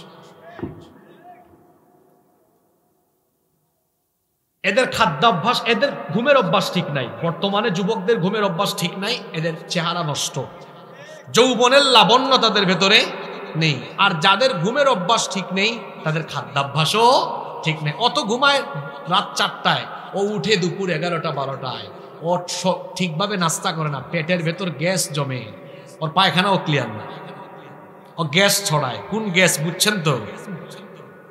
কত সমস্যা। ঘুমের অভ্যাস, খাদ্যাভ্যাস ঠিক না থাকলে সময়ের অপব্যবহার করছে। অথচ আমার নামাজ আমাকে শিখাচ্ছে তোমাকে টাইম মেনটেন করে চলতে হবে। এই শিক্ষাটা আছে আমাদের মধ্যে। নাম্বার 5, দেখছেন এক নামাজের ভেতরে কত কিছু আছে, ভাবছেন কখনো? 5 নাম্বার, নামাজ আমাদেরকে আল্লাহর হুকুম মেনে চলার শিক্ষা দেয়। কিভাবে? নামাজ কি আপনি আপনার মতো পড়েন না আল্লাহর দেওয়া নিয়ম কানুন অনুযায়ী পড়েন? তো নামাজের বাহিরেও আপনার জীবনের অন্যান্য সকল কর্মকাণ্ড পরিচালিত হবে কার বিধান অনুযায়ী? জোরে বলতে হবে, কার বিধান অনুযায়ী হচ্ছে? নাম্বার 6 নাম্বার, নামাজ আমাদেরকে পর্দার শিক্ষা দেয়। কিসের শিক্ষা দেয়? আজকে কি মহিলা প্যান্ডেল আছে? নামাজে পর্দার শিক্ষা কোথায় আছে? কেউ কি সতর না ঢেকে নামাজে দাঁড়ায়? যদি বলেন দাঁড়ায়, নারী হোক পুরুষ হোক দাঁড়ায়। অনেক নারী আছে তারা কিন্তু নামাজি, নামাজও আদায় করে আবার শয়তানি করে। এমন মানুষ আছে বাংলাদেশেও, আপনারা শুনেছেন 70 রাকাত তাহাজ্জুদ গুজারি এইরকম নেতাও কিন্তু বাংলাদেশে ছিল। আরেকজন তো বলেছেন আমি ঘুম থেকে উঠে সবার আগে কি খুঁজি? সবার আগে কি খুঁজি? আমার দেশে এরকম বহু মানুষ আছে নামাজও আদায় করে আবার শয়তানিও করে। নামাজেও সামনের কাতারে থাকে, সুদ খাওয়ার বেলায়ও সামনের কাতারে থাকে। এত জোরে ঠিক বলছে, মনে হয় ওয়াজ কমন পড়ে গেছে। আমি বুঝি গো, বুঝি সব বুঝি গো ভাই। যেখানে এত জোরে আওয়াজ হইল ওয়াজ এটা কমন। সুদখোর হচ্ছে এত খারাপ। আল্লাহ সুদের সাথে সম্পৃক্ত, সে আল্লাহর সাথে রসুলের সাথে যুদ্ধে লিপ্ত হওয়ার ঘোষণা দিয়েছে। সুদের 70টার বেশি গুনাহ আছে। সুদখোররা এত খারাপের খারাপ, আল্লাহর নবী বলেছেন যেই ব্যক্তি সুদ খায় সে এত খারাপ। সুদের 70টার বেশি গুনাহ আছে, তার মধ্যে সর্বনিম্ন গুনাহ হলো নিজের মায়ের সাথে জিনা করা। নাউজুবিল্লাহি মিন। আবার অন্য হাদিসে আল্লাহর নবী বলেছেন যে ব্যক্তি মাত্র 1 দিরহাম সুদ খায় 36 বার জিনা করলে যে অপরাধ হয়, 1 দিরহাম সুদ খাইলে 36 বার জিনা করার সমান অপরাধ হয়। নাউজুবিল্লাহ। সুদের সাথে সম্পৃক্ত হওয়া যাবে না, কারণ সুদকে হারাম করে দিয়েছেন কে? তো বলছিলাম আমার দেশে এরকম বহু মানুষ আছে, নামাজও ঠিক আছে, সুদও ঠিক আছে, নামাজও ঠিক আছে, ঘুষও ঠিক আছে, নামাজও ঠিক আছে, চাঁদাবাজিও ঠিক আছে। এটা কেন? এই ব্যক্তি নামাজ বুঝে না, নামাজের শিক্ষা সে উপলব্ধি করতে পারে না। পর্দার শিক্ষা নামাজে আছে। এরকম বহু মহিলা আছে, এই মহিলা নামাজে পর্দা করে দাঁড়ায়, এরপরে দেখা যায় ঘর থেকে বের হওয়ার সময় বেপর্দায় বের হয়। আছে না? পর্দার বিধান পৃথিবীর কোনো মোল্লার নয়, পর্দার বিধান কার? আর জুড়ে বলেন কার? সেই আল্লাহ বলছেন ওয়ালা তাবাররুজনা তাবাররুজাল জাহিলিয়াতিল উলা। হে নারীরা, জাহেলি যুগের মহিলাদের মতো তোমরা ঘর থেকে বের হয় না। জাহেলি যুগের নারীরা বেপর্দা হয়ে বুকের মধ্যে ওড়নাও থাকতো না, বক্ষ দেশ খোলা রেখে কোনো ওড়না না পরে তারা বের হয়ে যেত। আল্লাহ এটার নিন্দা করলেন, বললেন জাহেলি যুগের নারীদের মতো ঘর থেকে বের হয় না। আমরা জানতে চাইলাম আল্লাহ কি করে আমাদের নারীরা তাহলে ঘর থেকে বের হবে? আল্লাহ বললেন ওয়ালা ইউবদিনা জিনাতাহুন্না ইল্লা মা যাহারা মিনহা। তারা যেন তাদের সৌন্দর্যকে প্রকাশ না করে, সৌন্দর্য যেন তারা ঢেকে রাখে। আল্লাহ বললেন ওয়ালিয়াদরিবনা বিখুমুরিহিন্না আলা জুয়ুবিহিন্না। তারা যেন তাদের মাথার উপর থেকে এমন একটা চাদর ফেলে দেয় যাতে তাদের এই মুখের নিকাব সহ বক্ষদেশ পর্যন্ত আবৃত হয়ে যায়। বুরখা আর নিকাব পরিধান করে যেন নারীরা ঘর থেকে বের হয়। পর্দার কারণে একজন নারীর ইজ্জত সম্মান কমে না পারে। অনেক পুরুষ মানুষ আছে সে নিজে নামাজি কিন্তু বউ নিয়ে সেলফি তুলে ফেসবুকে আপলোড মারে।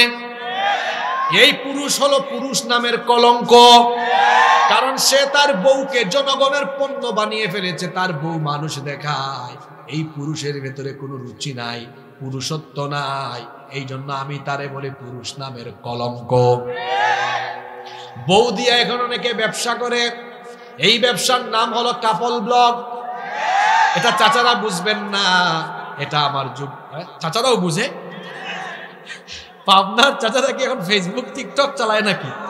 আরে বাপ রে বাপ, কত আপডেট! সুবহানাল্লাহ, আপডেট হতেই পারে। আমি ওই দিন এক মাহফিলে গেছি উত্তরবঙ্গ, এক চাচার বয়স 80 বছরের উপরে আমার হাতে ফোন দিয়ে বলে, হুজুর আপনার ফ্রেন্ড লিস্টে আমাকে অ্যাড করে।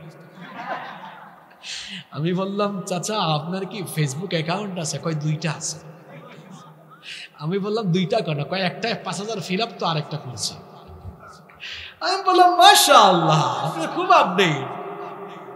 এখানেও আপডেট মুরব্বী আছে। যাই হোক, ফেসবুক চালাতে পারে, কোনো অসুবিধা, ব্যবহার করা যাবে, অপব্যবহার করা।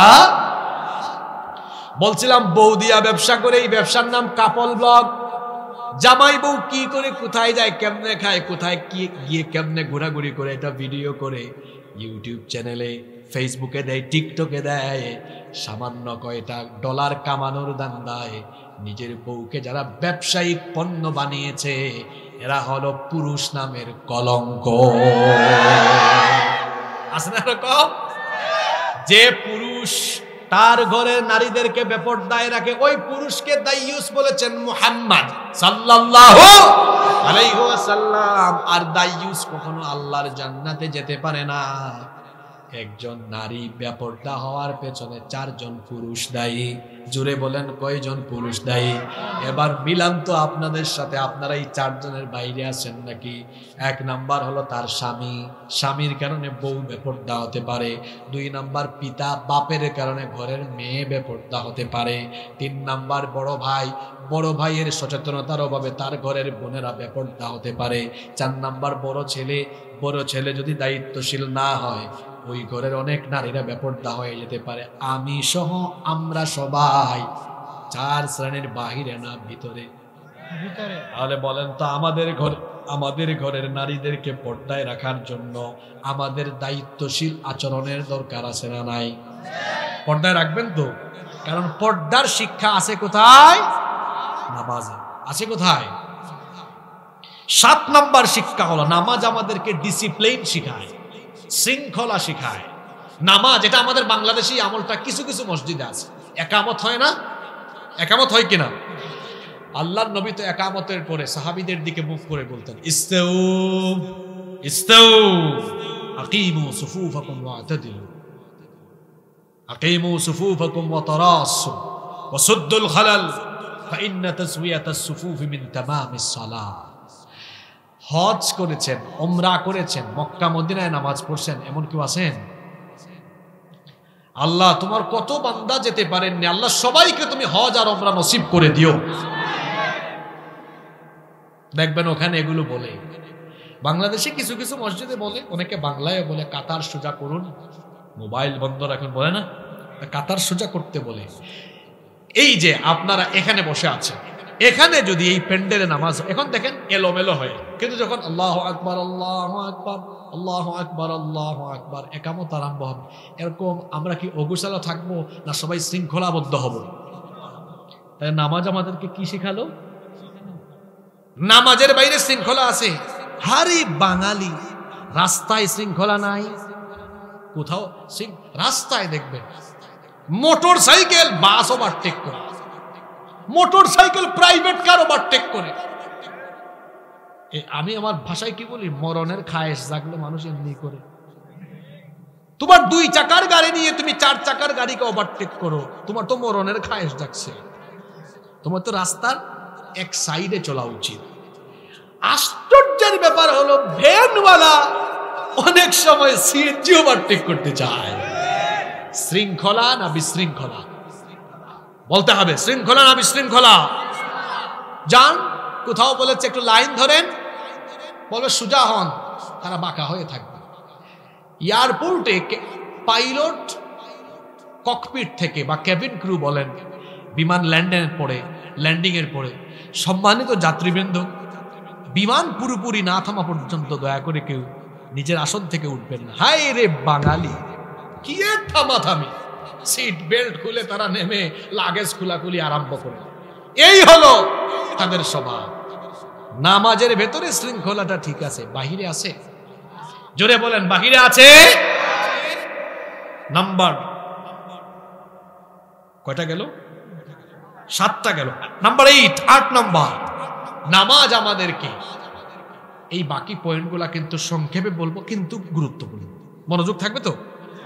নামাজ আমাদেরকে সঠিক নেতা নির্বাচনের শিক্ষা দেয়। নামাজে একজন নেতা লাগে না? নেতার আরবি কি? নেতার আরবি কি? ইমাম। নেতার আরবি কি? ইমাম।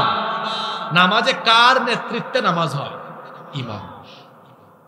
তিলাওয়াত সহি না, ভালো আলেম না, যোগ্যতা নেই, এমন ব্যক্তির পিছনে কি এই নাগদেমরা গ্রামের মানুষ নামাজে দাঁড়াবে? বুঝা গেল আপনারা সচেতন আছেন, আলহামদুলিল্লাহ। তো এই সচেতনতা সমাজ রাষ্ট্র পরিচালনার জন্য ওই ক্ষেত্রে যখন নেতৃত্ব নির্বাচনের সুযোগ আসবে, ওইখানে বুঝি এই শিক্ষাটা কাজে লাগানোর দরকার নাই। জোরে বলেন। আমরা কি করলাম? আমরা বুজুর্গ আলেমদেরকে নামাজে মসজিদের ইমামতির দায়িত্ব ঠিকই দেই, এই ক্ষেত্রে সচেতন আছি, কিন্তু সমাজ আর রাষ্ট্র পরিচালনায় সৎ, আমানতদার, আল্লাহওয়ালা ব্যক্তিদেরকে বাদ দিয়ে টাটকা চোর, ডাকাত, দুর্নীতিবাজদেরকে স্বাধীনতার পর থেকে 54 বছর পর্যন্ত রাষ্ট্র পরিচালনার দায়িত্ব সুপর্দ করছি বিধায় এই বাংলাদেশের ভাগ্যের কোনো পরিবর্তন হয় না। তাহলে বোঝা গেল নামাজের এই শিক্ষা আমরা নামাজের বাহিরে আনতে পারি। নাম্বার 9, নামাজের 9 নাম্বার শিক্ষা হলো নামাজ আমাদেরকে নেতার আনুগত্য শিখায়। নেতার আনুগত্য। জামাতে নামাজ আরম্ভ হয়ে গেলে সবাই মিলে হাজার হাজার মুসল্লি অনুসরণ করে কাকে? ইমাম সাহেব রুকুতে গেলে মুসল্লি কি সাজদায় যায়? মুসল্লিও কোথায়? সৎ নেতৃত্ব থাকলে ওই নেতৃত্বের আনুগত্য করতে হবে। এই নামাজ, এই শিক্ষাটাও নামাজ থেকে নিতে হবে। আল্লাহ কত সুন্দর করে শিখালেন, ইয়া আইয়ুহাল্লাযীনা আমানু আতিউল্লাহা ওয়া আতিউর রাসূলা ওয়া উলিল আমরি মিনকুম ইলা আখিরিল আয়া। সূরা নিসা 59 নম্বর আয়াত আল্লাহ বলছেন, হে ঈমানদারেরা, আতিউল্লাহ, তোমরা আল্লাহর আনুগত্য করো, ওয়া আতিউর রাসূল, রাসূলের আনুগত্য করো। আল্লাহ আর রাসূলের আনুগত্যের বেলায় কোনো শর্ত, জোরে বলেন, শর্ত? পৃথিবীতে শর্তহীন ভাবে একমাত্র আনুগত্য করা যায় আল্লাহ এবং তার রাসূলের। এখানে কোনো কন্ডিশন নাই, এখানে কোনো শর্ত নাই। আল্লাহ আর রাসূলের আনুগত্যের উপরে ওয়া উলিল আমরি মিনকুম, এখানে উলিল আমর বলতে বোঝানো হয়েছে সেই নেতৃত্বকে যারা আল্লাহ আর রাসূলের অনুসরণ করে, আল্লাহ আর রাসূলের আনুগত্য করে তার জীবন পরিচালনা করে। এমন নেতৃত্বের অনুসরণ করাও বাকিদের জন্য ওয়াজিব। অনুসরণ করতে হবে। যদি নেতা সঠিক হয়, সেই নেতার আনুগত্য করতে হয়। এই শিক্ষাও নামাজের ভেতরে আছে না নাই? 10, নামাজ আমাদেরকে ভুল নেতৃত্ব সংশোধন করার শিক্ষা দেয়।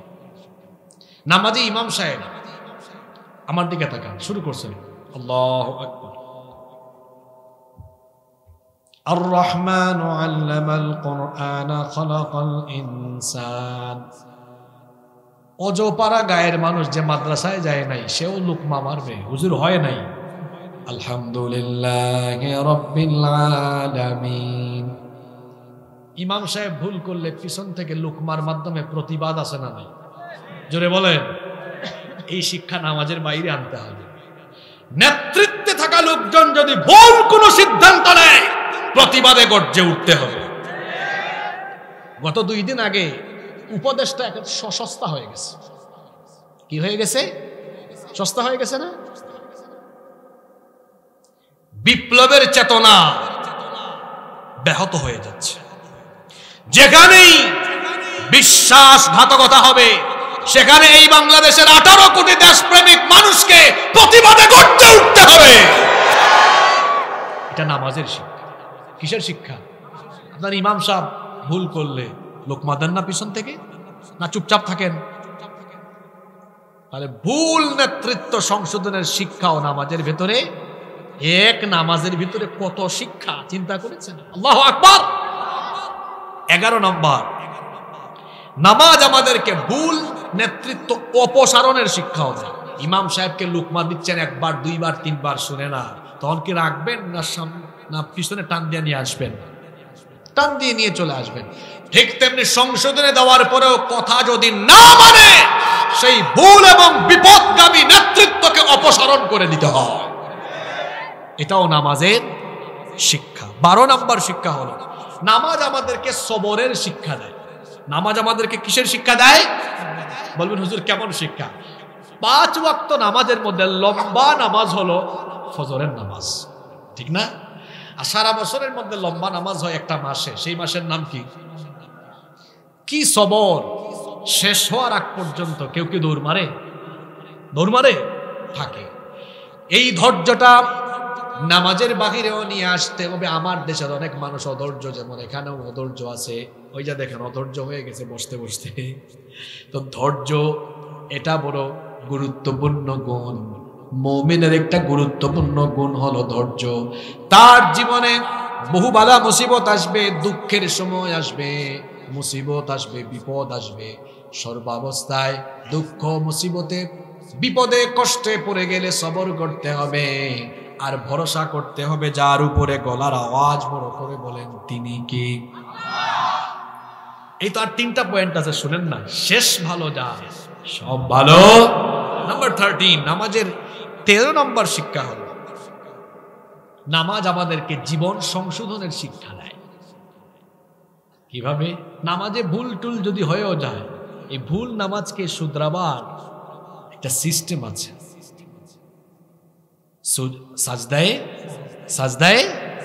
সাজদায়ে সাহু দিলে যেমন নামাজটা আবার ঠিক হয়ে যায়, ঠিক তেমনি ভাবে আমার আপনার জীবনে ভুল হতে পারে, আমার আপনার জীবনে অপরাধ হতে পারে, গুনাহ হতে পারে, অন্যায় হতে পারে, ভুল তো হতেই পারে, কারণ মানুষ মাত্রই ভুল। কিন্তু ভুল হয়ে গেলে, ওই যে নামাজে যেমন ভুল হয়ে গেলে সাহু সেজদা দিয়ে নামাজটাকে ঠিক করা যায়, ঠিক তেমনি নামাজের বাহিরে আমাদের জীবনের কোথাও কোনো ভুল হয়ে গেলে জীবনটাকে সংশোধন করার জন্য তাওবার পথ খোলা আছে না নাই? তাওবা ইস্তেগফারের পথ খোলা আছে। গুরুত্বপূর্ণ একটা আমল শিখে যান। আমার আপনার নবীর জীবনে তো গুনাহের কোনো ছিটা ফোটাও নাই। আমার আপনার নবীর জীবনে কোনো গুনাহ নাই। গুনাহ না থাকা সত্ত্বেও আমার নবী প্রত্যেক দিন ইস্তেগফার করতেন। এক হাদিসে এসেছে 70 বার, আর এক হাদিসে এসেছে 100 বার। 2 হাদিসের সমন্বয় করে আমরা বলতে পারি আল্লাহর নবী প্রত্যেক দিন ইস্তেগফার করতেন 70 থেকে 100 বার। আল্লাহু আকবার। এখন আপনারা বলেন দেখি, আমার নবীর জীবনে কোনো গুনাহ আছে নাকি? তো যার জীবনে গুনাহ নাই তিনি প্রত্যেক দিন ইস্তেগফার করেন 70 থেকে। আমার আপনার জীবনে গুনাহ আছে না নাই? এখন উত্তর দেওয়া লাগবে না, চুপচাপ থেকে নিজের বিবেককে প্রশ্ন করেন, নবীর জীবনে গুনাহ নাই, উনি তওবা করেন 70 থেকে 100 বার, আর আপনার জীবন গুনাহে পরিপূর্ণ, আপনি প্রত্যেক দিন ইস্তেগফার করেন কয়বার? এখন আর জবাব দেওয়া লাগবে না, চুপচাপ থাকে। করি আমরা। আজকে একটা আমল নিয়ে যান, সারাদিন যত গুনাহ হয়, যত পাপ হয়, এই গুনাহ আর পাপগুলো আল্লাহ যেন মাফ করে দেন। এই জন্য আমরা প্রত্যেকদিন ইস্তেগফারের আমল নিজের মধ্যে ডেভেলপ করব। মা বোনরাও শোনেন, যখনই আমরা সময় পাবো আমরা পড়ব আস্তাগফিরুল্লাহ। এটা পড়া কি আপনার জন্য কষ্ট হবে নাকি? তাহলে একবার সবাই আমার সাথে বলেন, জুড়ে বলেন আস্তাগফিরুল্লাহ। এই যে আস্তাগফিরুল্লাহ পড়লেন, আল্লাহর নবী বলেছেন কেউ যদি গুনাহ মাফের জন্য, কেউ যদি অনুতপ্ত হয়ে অনুশোচনা নিয়ে তওবা করে বিশুদ্ধ মনে এই ইস্তেগফারের বাক্য আস্তাগফিরুল্লাহ যদি একবার পড়ে, আস্তাগফিরুল্লাহ যখন সে উচ্চারণ করে, তার আমল নামায় যদি সমুদ্রের ফেনা পরিমাণ গুনাহ থাকে, আল্লাহ তার সেই সমুদ্রের ফেনা পরিমাণ গুনাহ মাফ করে দেয়। তাহলে একটা আমল শিখে যান বাবা, প্রত্যেক দিন ইস্তেগফার করবেন কমপক্ষে 70 বার, পারলে 100 বার করবেন। তো আল্লাহ তৌফিক দেন। নামাজের 14 নম্বর শিক্ষা হলো, নামাজ আমাদেরকে নিয়ন্ত্রিত জীবনযাপনের শিক্ষা দেয়। কিভাবে? নামাজের চক্ষু নিয়ন্ত্রণ আছে। কেউ কি নামাজে দাঁড়ায় এভাবে আল্লাহু আকবার এমন করে করে করে চক্ষুটা থাকে কোথায়? সাজদার স্থানে। হ্যাঁ, কেউ কেউ করে। আমি একবার আসরের নামাজে ঢুকছি এক মসজিদে, তাকবীরে উলা ছুটে গেল, ওযু করে আসতে আসতে এসে দাঁড়াচ্ছি নামাজে, আমার পাশের মুসল্লি আমার দিকে এমনি তাকাইছে। আমি বুঝছি এই মুসল্লির কোনো খুশু। আমি উনার মাথাকে ধরে বললাম, আমার দিকে না, ওই দিকে তাকা। এরকম আছে না নাই? যুবক ভাইয়েরা উত্তর দেন, আমার বুড়া বাবাদের যৌবন নাই, চলে গেছে। আপনারা উত্তর দেন। নামাজের চক্ষুটাকে হেফাজতে রাখি, আমরা ডানে বামে তাকাই না, সাজদার দিকে তাকাই। ভাই গো, এই শিক্ষাটা নামাজের বাইরে নাই কেন? নামাজের বাইরে রাস্তাঘাটে চলার সময় যে জরিনা সকিনা হাঁটে, তখন জরিনা সকিনার দিকে চক্ষু যায় কেন? চক্ষুটাকে পরনারী থেকে নিম্নগামী করে রাখতে হবে। হুকুম কার? কুল্লিল মুমিনিনা ইয়াগুদ্দু মিন আবসারিহিম। এরপরে আল্লাহ নারীদেরকেও বলেছেন, ওয়া কুল্লিল মুমিনাতি ইয়াগুদ্দুনা মিন আবসারিহিন্না। নারী হোক পুরুষ হোক, তারা যেন পরনারী আর পরপুরুষ থেকে নিজের চক্ষুটাকে নিম্নগামী করে রাখে। হুকুম কার? আল্লাহর নবী আসাদুল্লাহিল গানিব শেরে খুদা আলী রাদিয়াল্লাহু আনহুকে বললেন, লা তুতবিউন নাযরাতান নাযরা, তুমি দৃষ্টির পরে দৃষ্টি দিও না। যদি কোথাও ভুলবশত একবার দৃষ্টি চলে যায়, আবার তাকায়ও না। কারণ কারণ হলো, প্রথম দৃষ্টিটা হলো তোমার, এটা ক্ষমার যোগ্য। ফাইন্না লাকাল উলা ওয়া লাইসাত লাহাল আখিরা। প্রথমটা তোমার, এটা ক্ষমার যোগ্য, কিন্তু দ্বিতীয়টা আর ক্ষমার যোগ্য নয়। এবার এই ওয়াজ শুনে যুবকরা যেন আবার এই ফজিলত মনে না করে, হুজুর প্রথমবার যেহেতু সুযোগ আছে, জায়েজ আছে, তাকায় দিব। এটা বলা হয়েছে ভুল বশত। জোরে বলেন, কি বশত? এই যে মোবাইল আমার ভাইদের কলিজার টুকরা যুবক ভাইদের চরিত্র নষ্ট করার এক চরিত্র বিধ্বংসী উপাদান। ইউটিউবে একটা ভালো ওয়াজ শুনবেন, ইউটিউবে ভালো ওয়াজ শুনলে দেখবেন নিচে খারাপ ভিডিও চলে আসতে, খারাপ অ্যাড আসতে পারে। আপনি তখন আপনার চক্ষুকে হেফাজত করবেন, আপনি এটা স্কিপ করে চলে যাবেন, চোখের হেফাজত করবেন। এমনকি মন যেটা চাইবে সেটা দেখা যাবে না, চোখের হেফাজত করতে হবে। ইমাম কুরতুবী রাহিমাহুল্লাহ বড় সুন্দর একটা কথা বলেছেন, কত না চমৎকার করে তিনি বলেছেন চক্ষু হলো হৃদয়ের আয়না। চক্ষু হলো, মানুষ চক্ষু দিয়ে দেখে হৃদয়ের আয়নায়, সেটা ভাবতে থাকে, ভাবতে ভাবতে তারপরে সে খারাপের দিকে ধাবিত হতে পারে। আর যদি কেউ চোখের হেফাজত করতে পারে, গুনাহ থেকে তাকে যিনি বাঁচিয়ে দিবেন তিনি কি? 15 সর্বশেষ, এটা খুব গুরুত্বপূর্ণ শিক্ষা। কথায়ও তো আছে, শেষ ভালো যার সব ভালো। অনেক কষ্ট দিয়ে ফেলছে আপনাদেরকে, তাই না? বেশি কষ্ট পাইছেন? মনে থাকবে আপনাদের কথা, আপনারা খুব ভালো মানুষ।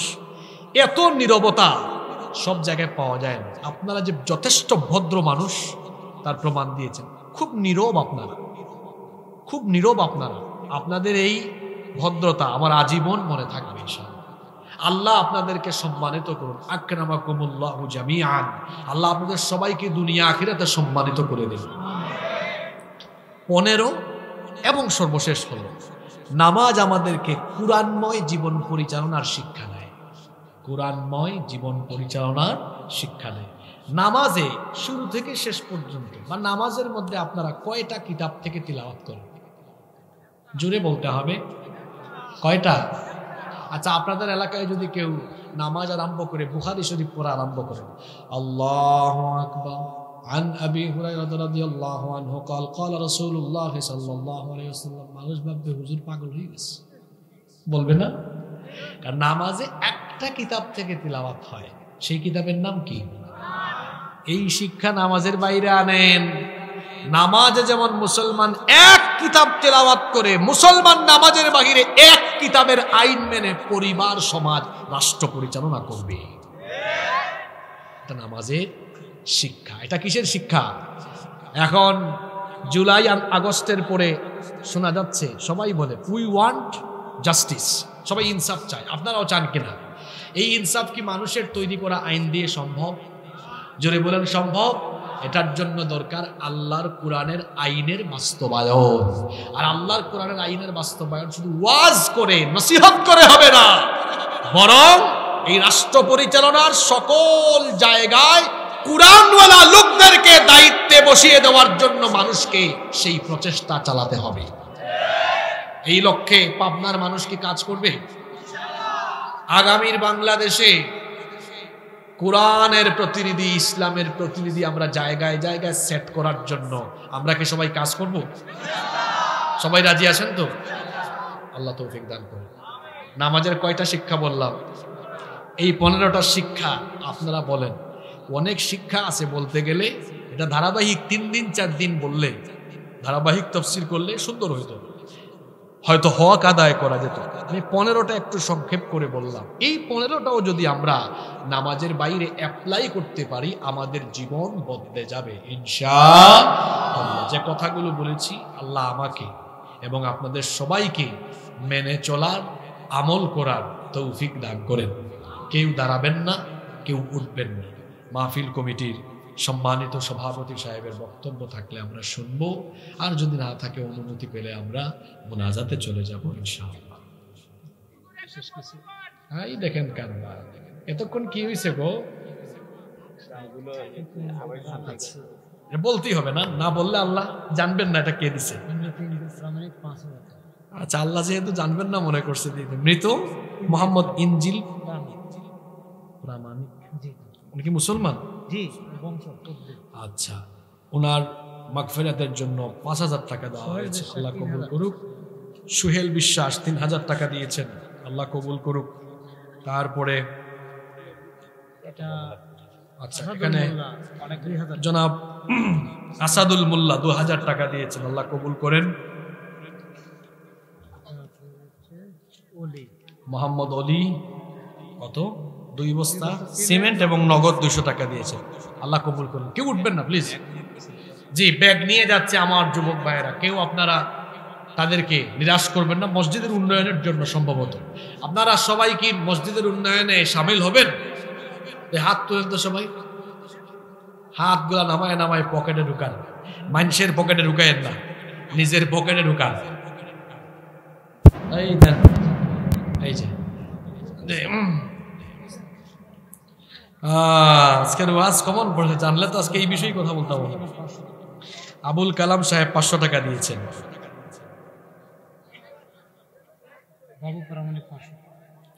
বাবু প্রামাণিক 500 টাকা ঠিক আছে আল্লাহ তো সবার নাম জানেন আমি জমা করে দোয়া করে দিই আল্লাহ যেন সবার দান কবুল করেন বলেন আমিন আচ্ছা লিখেছেন যারা সুদ দেয় এবং সুদ খায় এদের পিছনে কি নামাজ চলবে না চলবে না কারণ যে ব্যক্তি সুদ খায় সে কি খায় হারাম খায় আর হারাম খোরের পেছনে জেনে শুনে নামাজ পড়া যাবে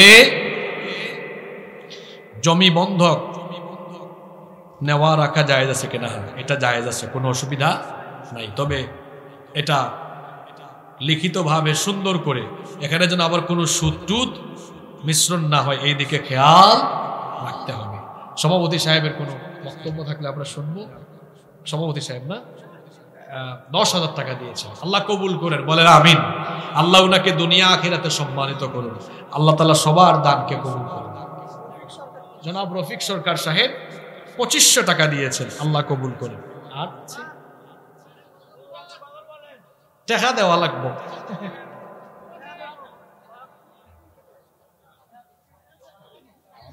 সাবেক মেম্বার সময় 10,000 টাকা সাবেক মেম্বার সাহেব মাশাআল্লাহ কত দিয়েছেন 10,000 টাকা দিয়েছেন আল্লাহ কবুল করেন আমরা বলি আমিন আর আছে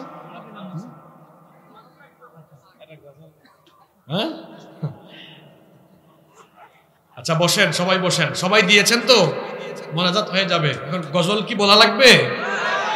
এসো কোরআনের ছায়া তলে সমবেত হই, এসো আল্লাহ রাসূলের অনুগত হই, এসো কোরআনের ছায়া তলে সমবেত হই, এসো আল্লাহ রাসূলের অনুগত হই, এসো কোরআনের ছায়া তলে সমবেত হই। বলেন আমিন। মোনাজাত দিয়ে দিই, আল্লাহুম্মা আমিন।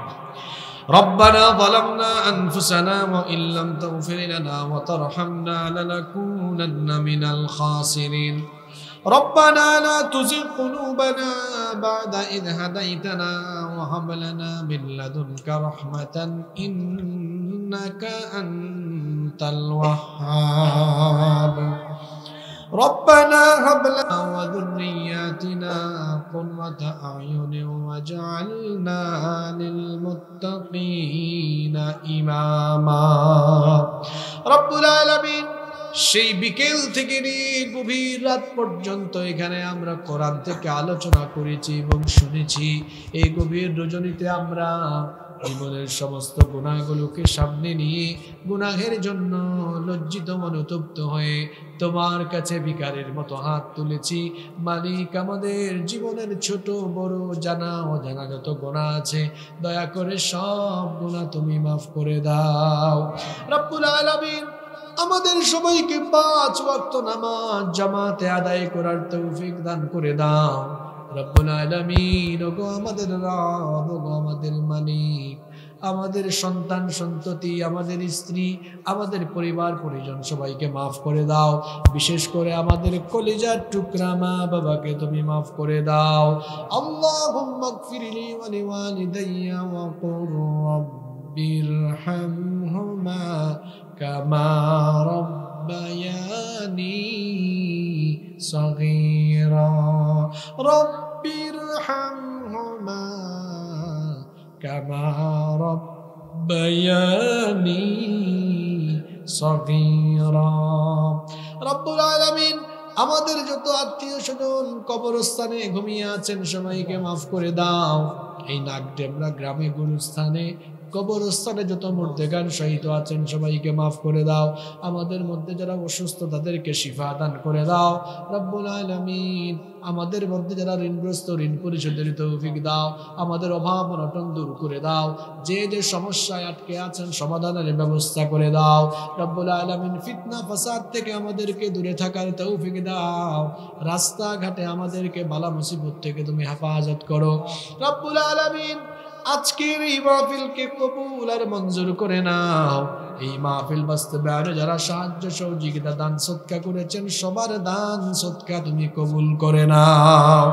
এই মাহফিলের জন্য যারা কষ্ট করেছেন শ্রম দিয়েছেন তাদের জীবনের গুনাহগুলো মাফ করে দাও। প্রত্যেক বছরে যেন এই এলাকায় কোরআনের বাগান তারা চালাতে পারেন তৌফিক তাদেরকে দান করে দাও। আমার এক ভাই দোয়া চেয়েছেন, তার স্ত্রী সন্তান সম্ভব বা প্রেগনেন্ট রব্বুল আলামিন, তার স্ত্রীকে তুমি তার স্ত্রীর উপর রহম করো, তার বাচ্চাকে তুমি নিরাপদে দুনিয়াতে আনার ব্যবস্থা করে দাও রব্বুল আলামিন। এই মাহফিল ইন্তজামের সাথে যারা সম্পৃক্ত আমার প্রিয় জাহাঙ্গীর ভাই সহ তার সাথে অন্যান্য যত যুবক ভাইয়েরা পরিশ্রম করেছেন কষ্ট করেছেন রব্বুল আলামিন, দয়া করে সবার জীবনের গুনাহগুলো তুমি মাফ করে দাও রব্বুল আলামিন। আমাদের এই বাংলাদেশকে তুমি সকল ষড়যন্ত্র থেকে হেফাজত করো রব্বুল আলামিন। এই বাংলাদেশে তুমি কোরআনের বিজয় ইসলামের বিজয় দান করে দাও। সাল্লাল্লাহু তাআলা আলা খায়রি খালকিহি মুহাম্মাদিন ওয়া আলিহি ওয়া আসহাবিহি আজমাইন বিফadli সুবহান রাব্বিকা রাব্বিল ইজ্জাতি আম্মা ইয়াসিফুন ওয়া সালামুন আলাল মুরসালিন ওয়ালহামদুলিল্লাহি রাব্বিল আলামিন। ওয়া জাআল আখিরা কালামিনা ইনদাল الموت لا إله إلا الله محمد رسول الله।